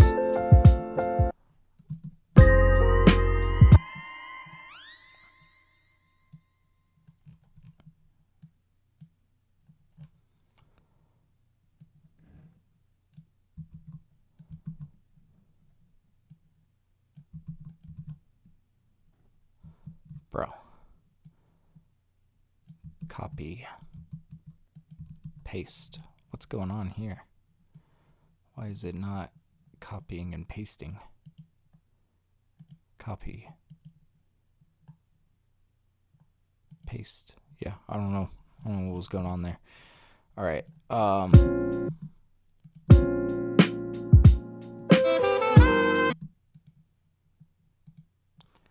Go to F minor.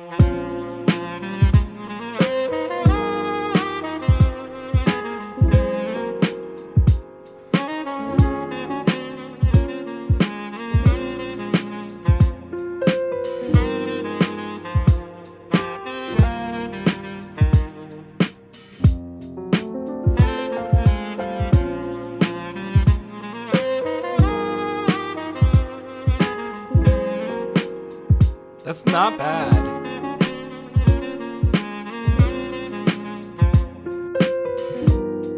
Let's go digging through more in the sample pack to see what other sax licks we might be able to pluck from here.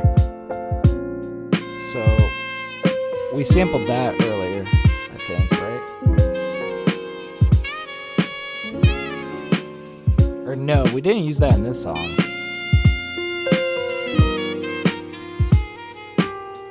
But it sounds pretty slick.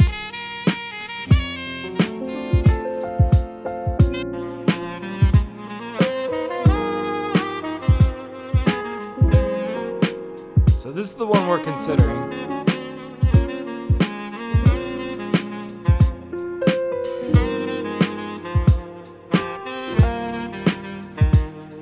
I want to find a dry version of this so that we can choose our own reverb.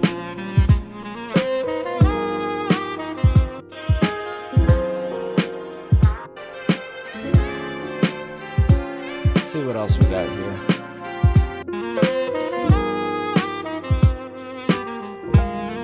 This is the same one.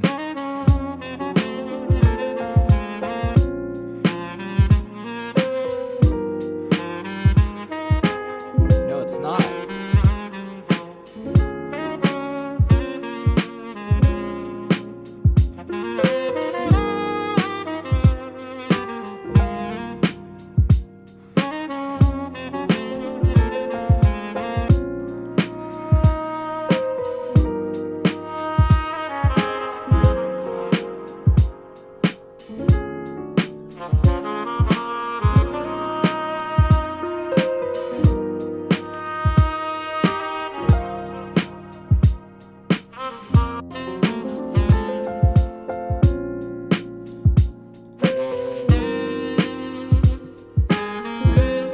Let's see if there's a dry version of this guy.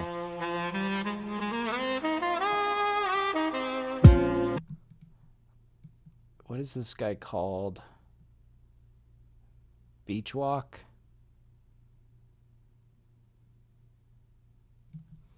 All right.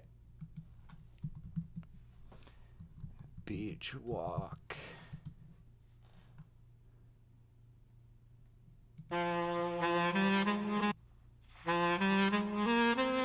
Oh, there's a variant on it.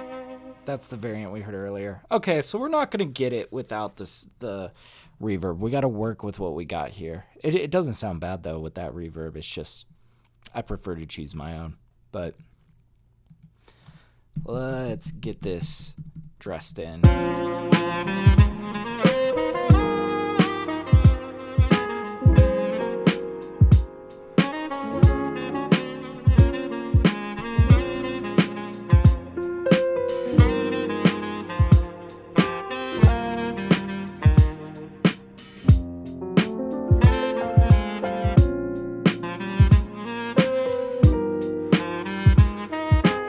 We could run the whole thing.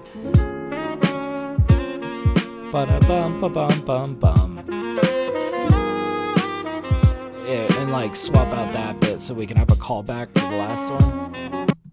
Let's do that. Okay, so we're going for an extended sax solo here. I should really just put this all on the same line. It's from the same asset, right?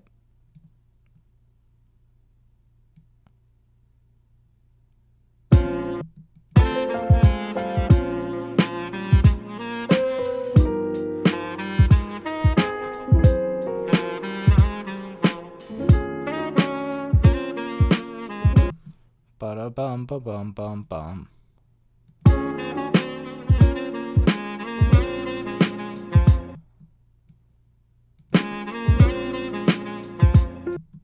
Yeah, we're going to borrow this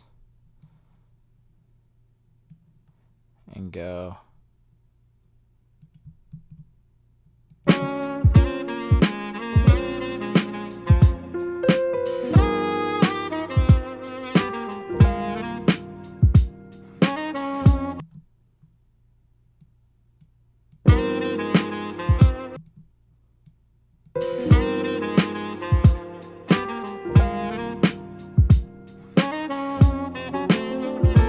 Now we got this nice.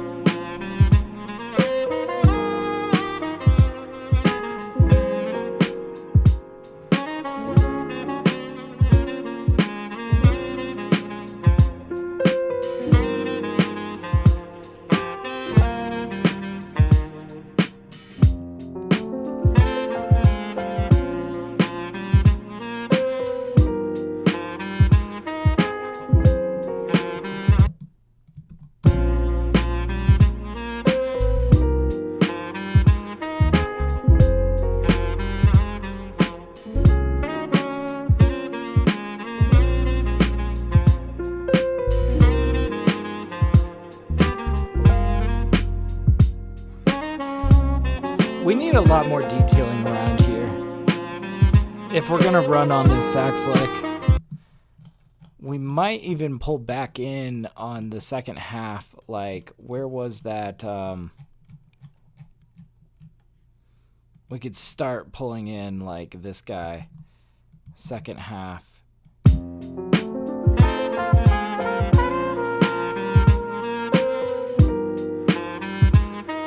I don't know though. My overcrowd.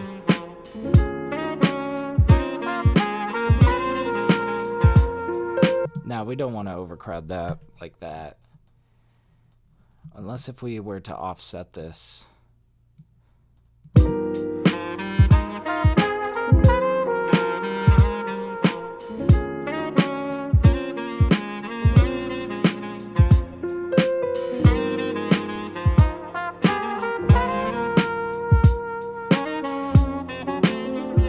Yeah, what if we interjected with just this guy and we kind of cut away from here?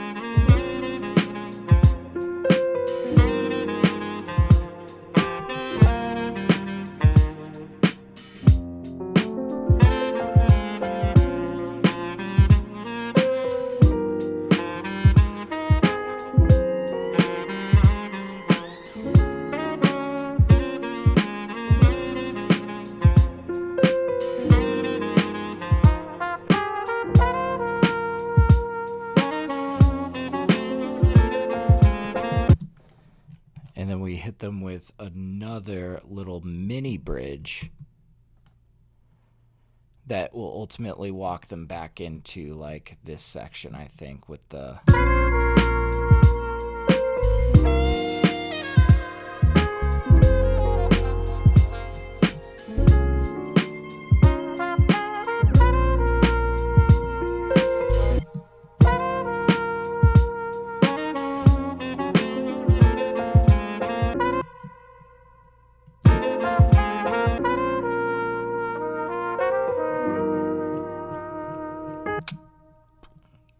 Okay.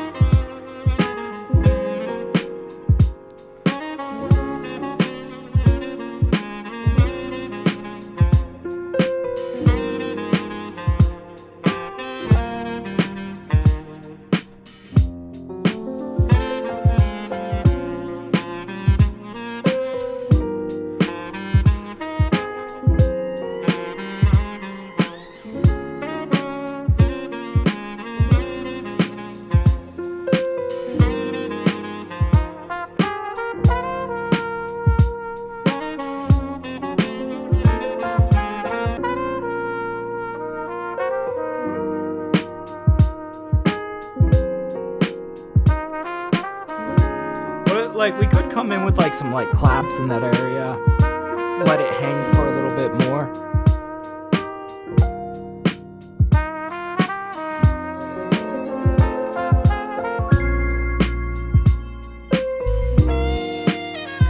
I still feel like this detail needs some elongation. It needs some pizzazz. How would Supermassive sound on this? A little bit more shimmery and elongated.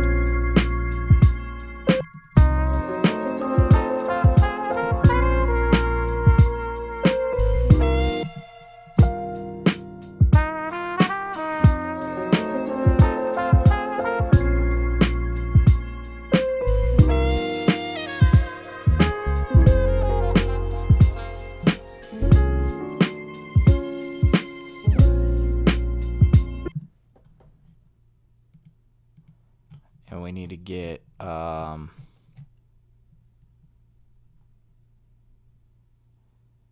these guys over here.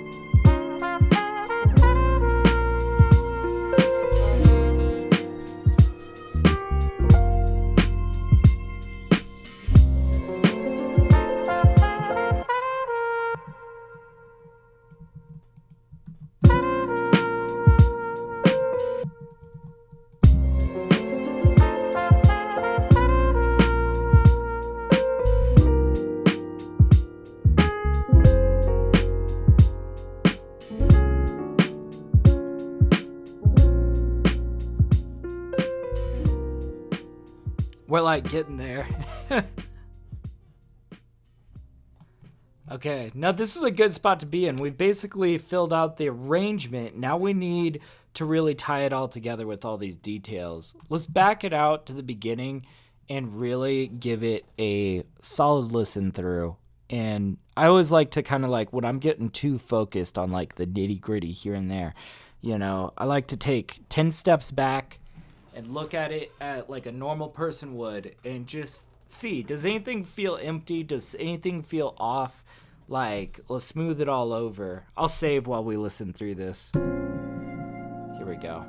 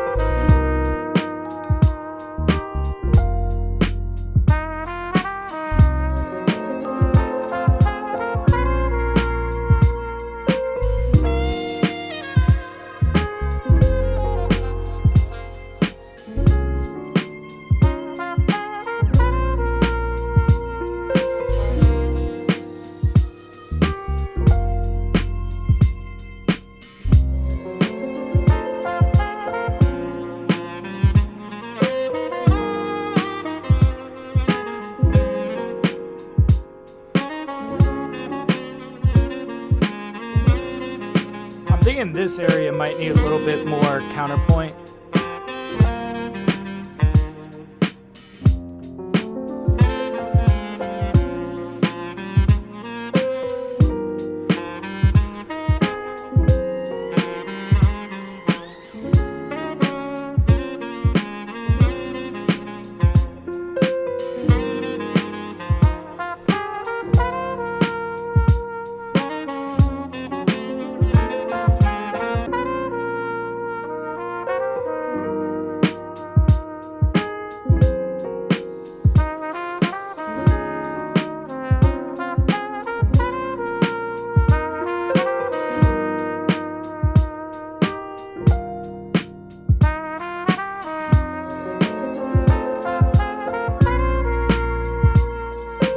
Maybe that also needs the riser sweep into it.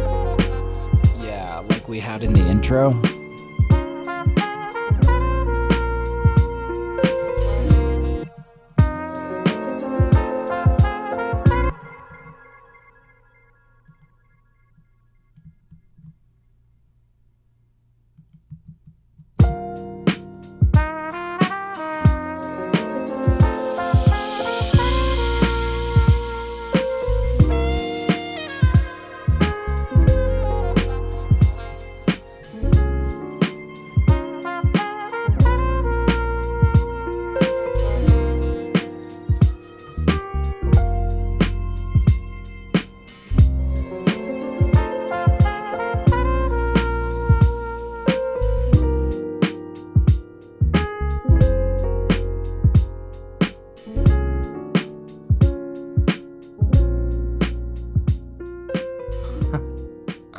This is pretty slick. All right.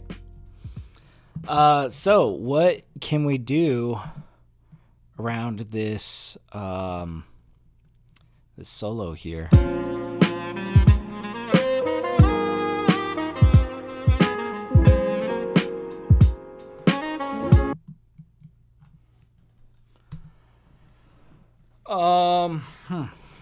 There's a couple things I'm kind of considering. We might just pull out Analog Labs and just kind of sift through a couple of sounds here. See what's going to be a good fit for really just light detailing around this, right?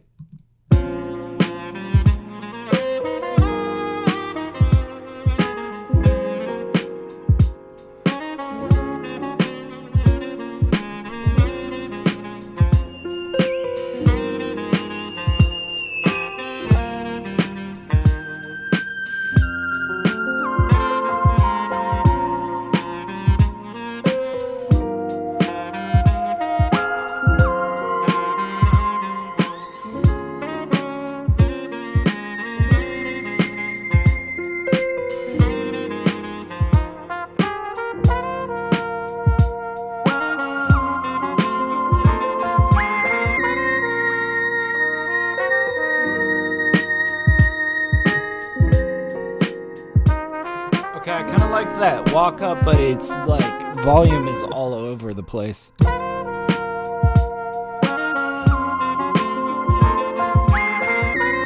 Like, oh my god, these are screaming way too loud.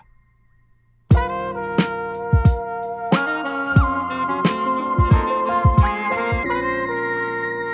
then we'll like fade that.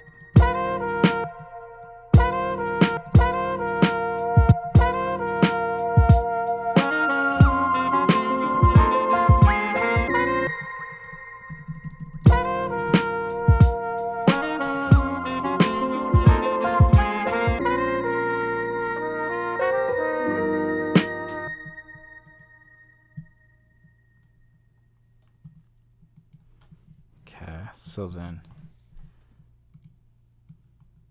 take this and we'll do like this fade out, this gentle fade like over here.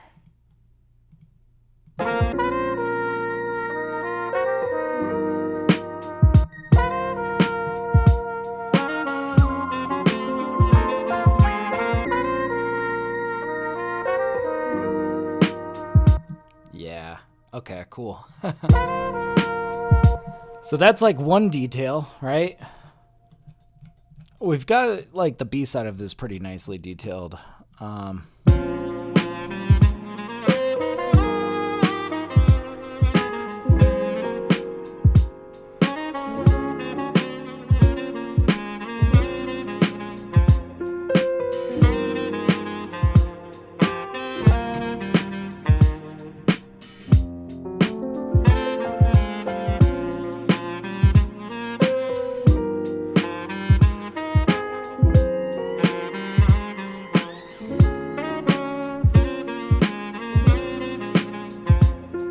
Okay, I did think of one element.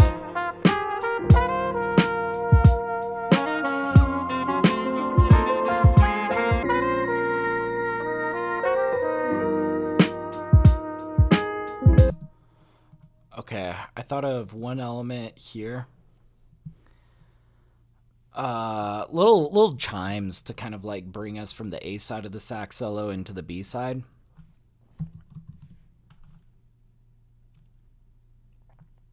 Let's see. I know I've got a good one somewhere here. I think it's in the duality kit. It's just like some stem of a sample, but I like the feeling of this little chime. Let's get it down to just where we need.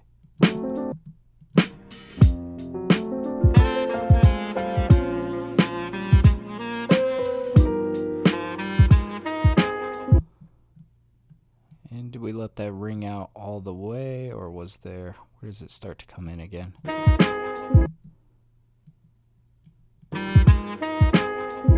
There we go.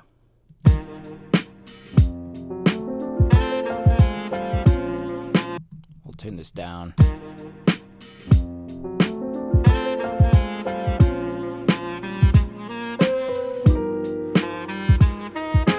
Okay, and I was also thinking of one more element for this upcoming bridge as we come in with a little bit of claps.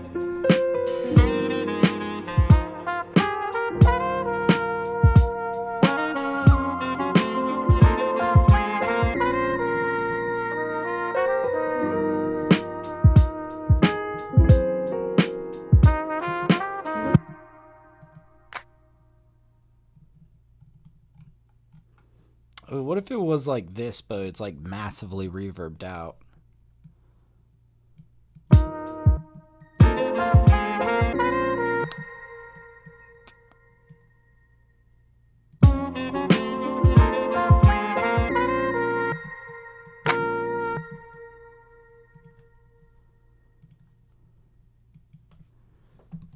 We'll pull out a super plate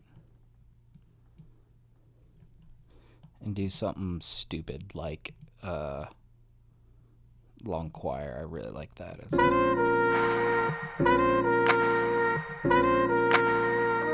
I don't know, it's got too much slap back.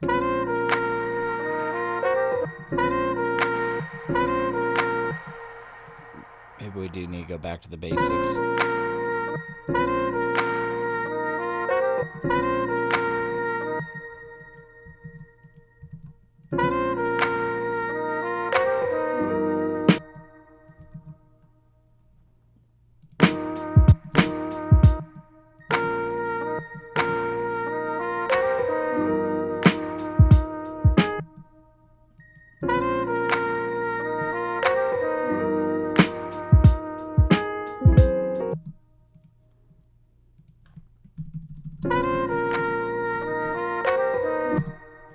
I don't know though. I'm not sure if that's gonna be the right reverb. Let's get a good like hall reverb in here. See how this feels.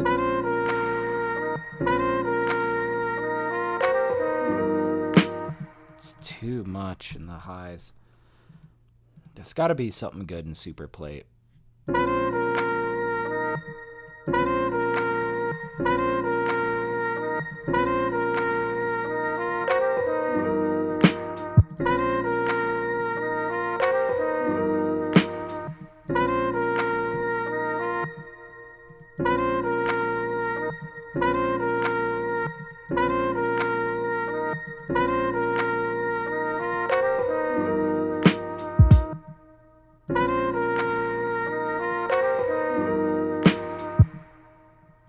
That's a satisfying one. Now let's compress it all together.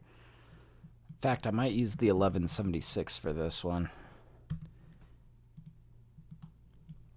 so that we can give it like a really slow attack and fast release.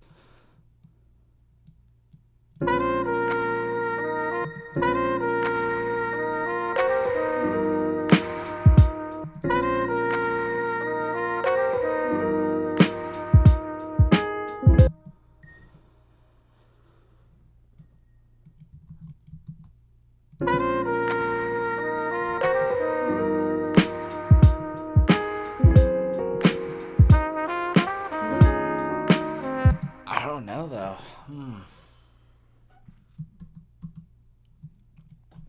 It really might just be these three claps.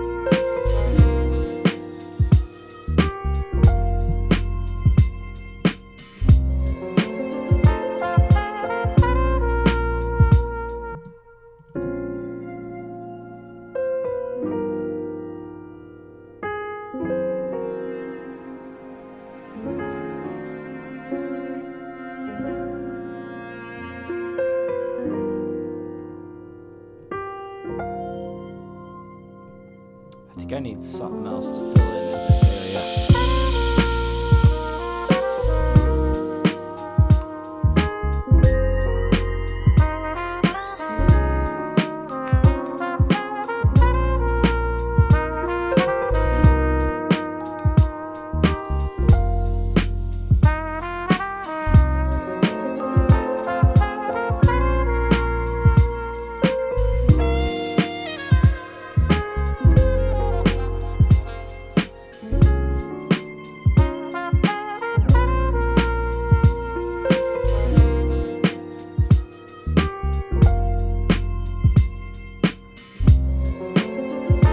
Something else in that area.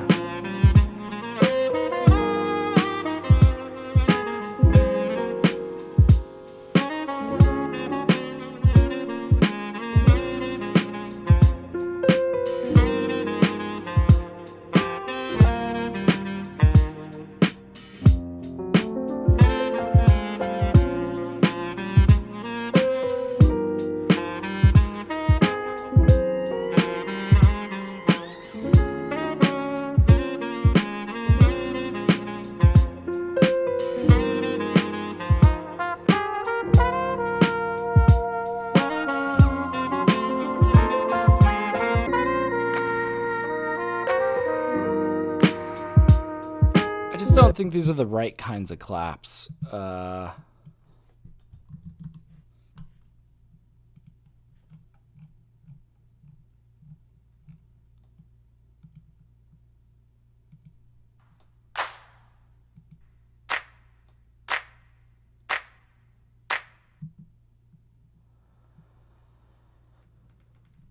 Maybe.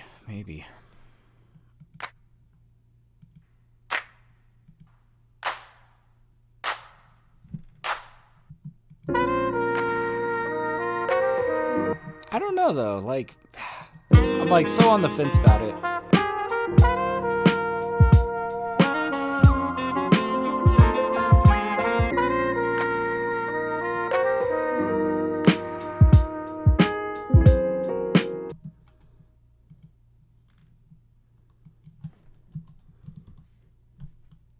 Let's try something kind of weird with it.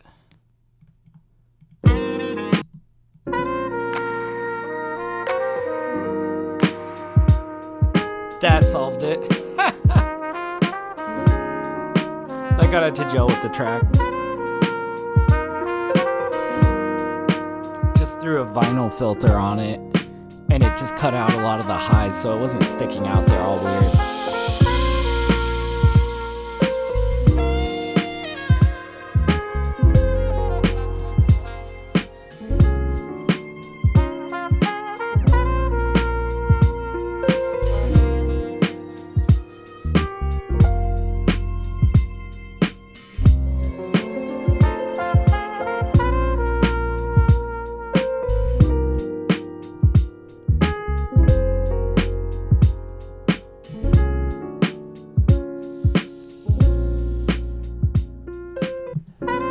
Alright, let's go back to this intro.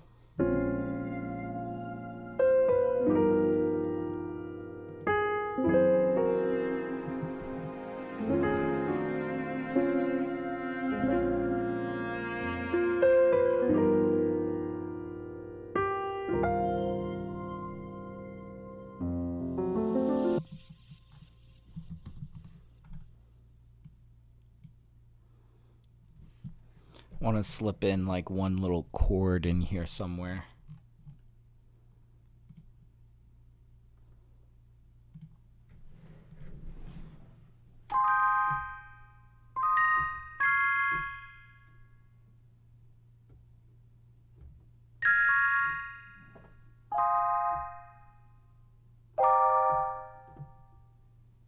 What do we want this chord to be?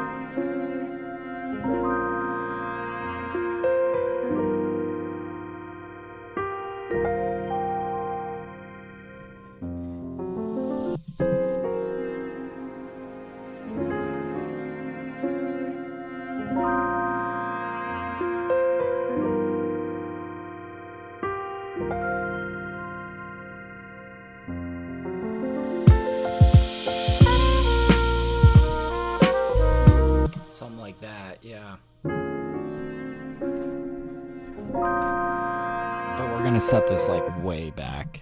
It should be barely in the background.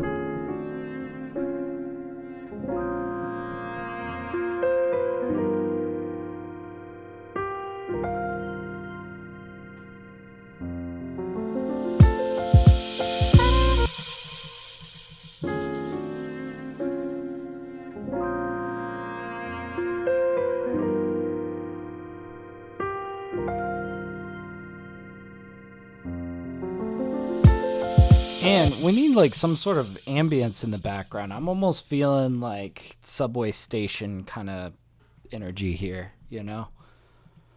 I'm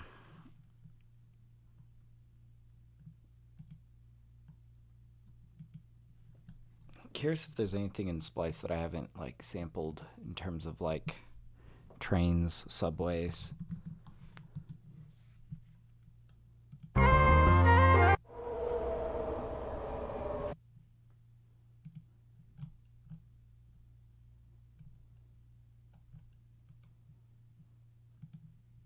Sounds.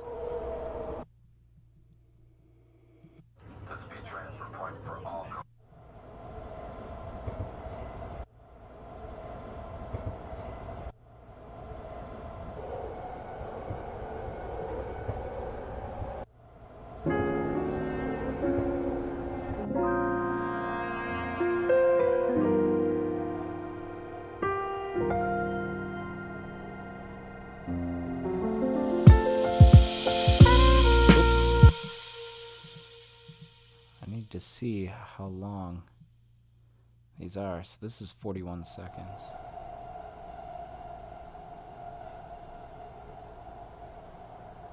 Okay.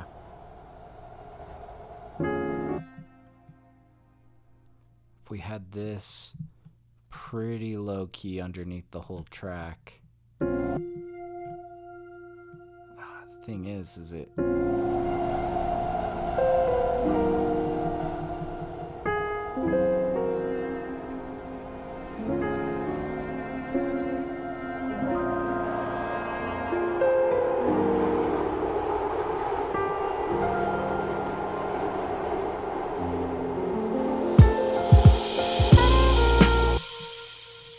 okay, like I kind of almost like this swell, but it's like it holds for too long. It's way too much. Here's what I'm kind of thinking. Let's put an edge somewhere in here. Let's start getting like, we'll start splicing this together in a way that is advantageous for us.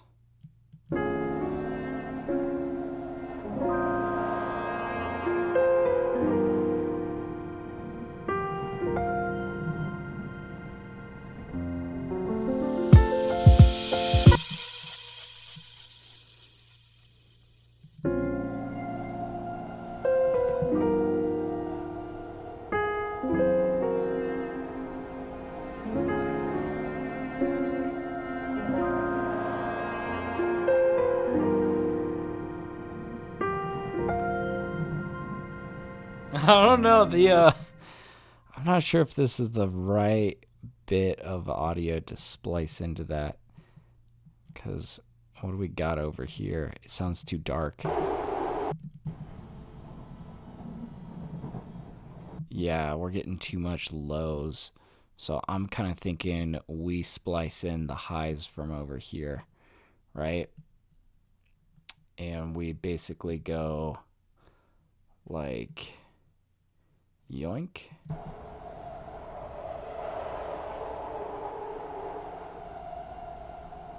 Yeah.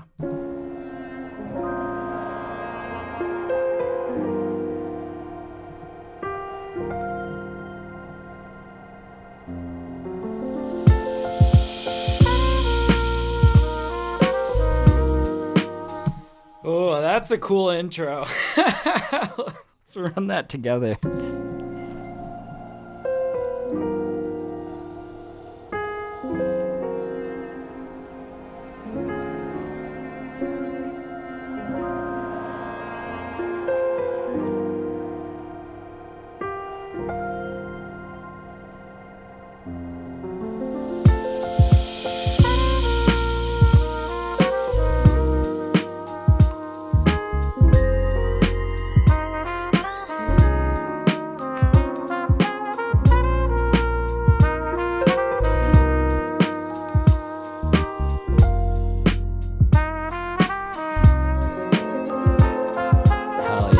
key signature.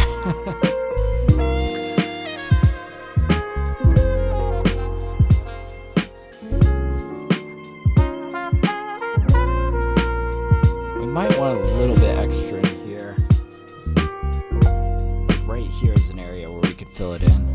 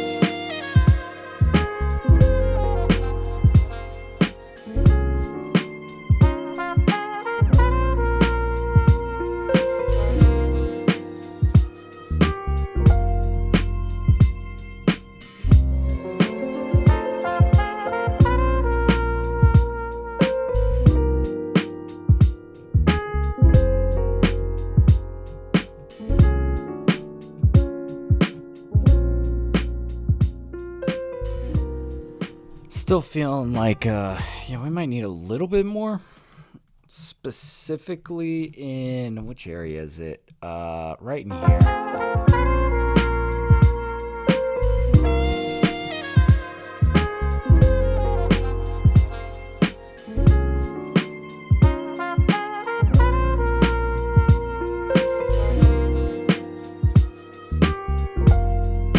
Maybe like a little flute sample if we could slide one in. If we could get like a little counterpoint lick would be that would be really cool.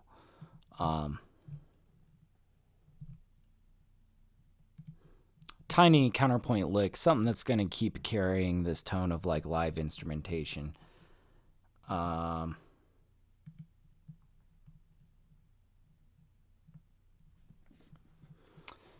Could search in, I'm trying to think where I haven't gotten a ton from. We got lo-fi hip-hop that I've probably torn apart. Soul, R&B maybe. Might be a little lick somewhere in here.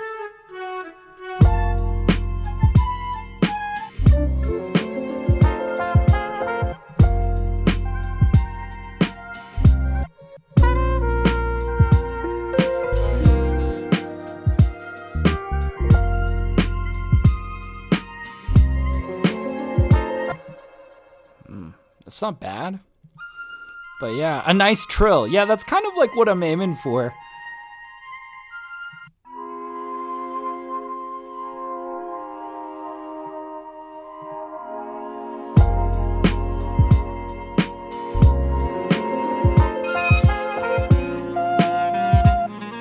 In fact, I might just search for trill.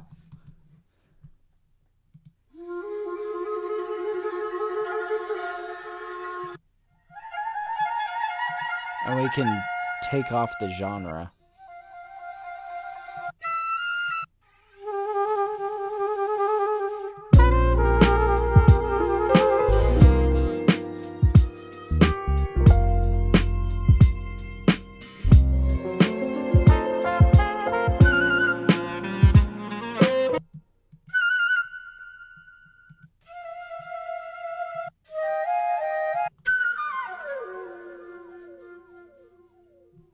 Ooh, that's kind of interesting because it's like melodic.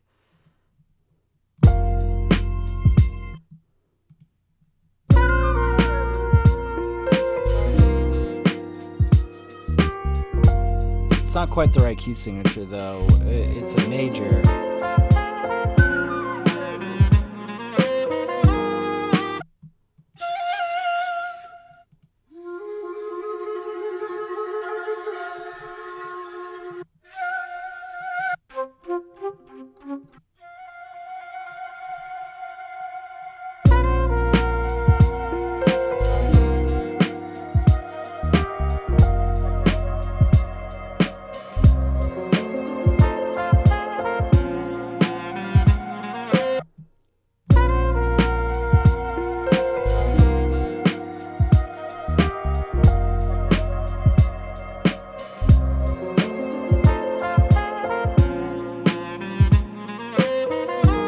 That wouldn't be a bad option, right?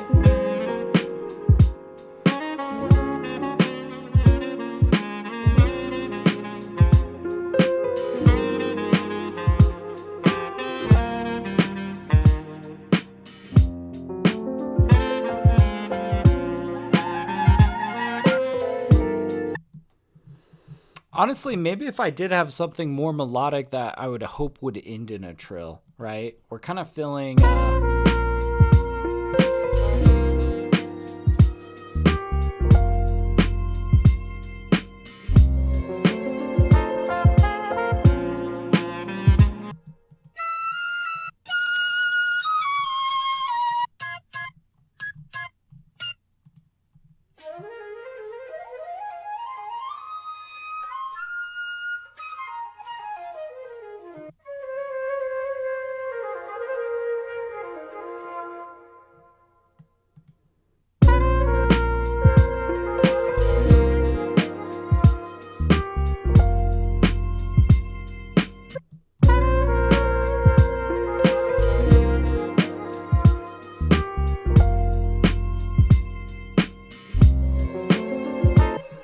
Let's try this, and we'll fill it in this space specifically. And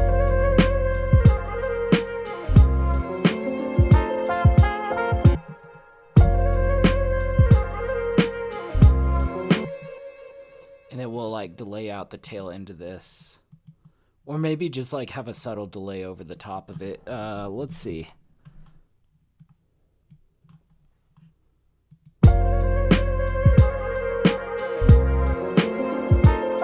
Ooh, that's pretty atmospheric.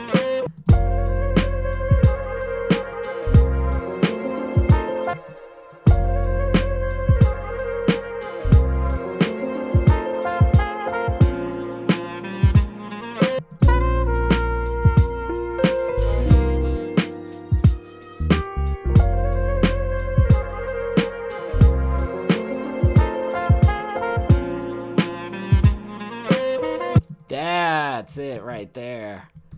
Oh, man.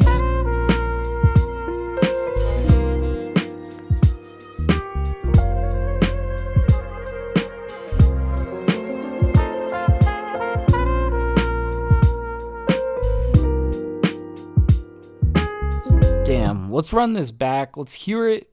Look out for any issues that we might still, any gaps that we might still need a bridge. But let's also save it as we do this. Really like the subway ambience in this intro.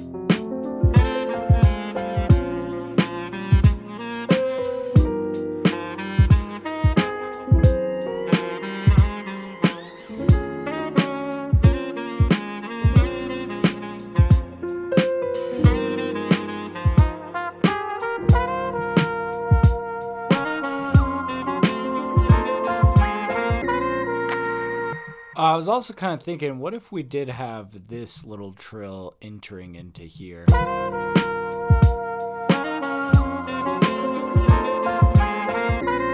Subtle, but it helps it.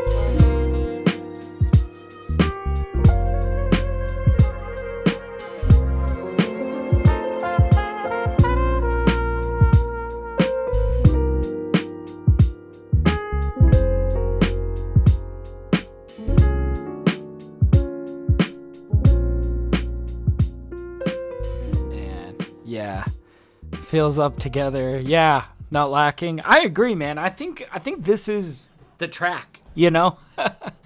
I'm kind of at that point where I feel like we've kind of tackled every section that I thought was problematic, and now we've just got this really nicely fleshed out track. Like, oh man. All right, we got to hear it one more time, and then I think that's it. I'll save it once more. But damn, thank you guys for hanging out and keeping me company while I made this banger. This was a good one. Oh man, this intro came together nicely too. Oh man, but yes, guys, I believe I will be live on Saturday. Yes. So yeah, I hope to see you guys there. We're gonna be cooking up more beats. I'm just trying to stockpile as much music as I possibly can. I'm kind of at this point where it's like, I just finished mixing down this album and an EP, and I've got like my next 2 or 3 months of releases all figured out. So right now I'm kind of in the mode where I'm not like buried in mixing. I'm like really trying to stockpile more and more beats, get more on my backlog so that I have more cream of the crop to choose from, right? So, but man, I got so much good stuff coming down the pipeline. I can't wait to show you guys. Like, if you guys are curious, all of my releases are on my channel, like this channel right here. You're gonna see all my releases come out through here. It's also coming out on Spotify and whatever platforms you guys listen to. I am TapDaddy on all platforms, but it's good. Yeah, it's a journey. Yes. Oh man, this came out so good, man. This is gonna be on something. I've already got kind of an idea for where I want to put this track. I don't know. We'll see. It might be a single. Who knows?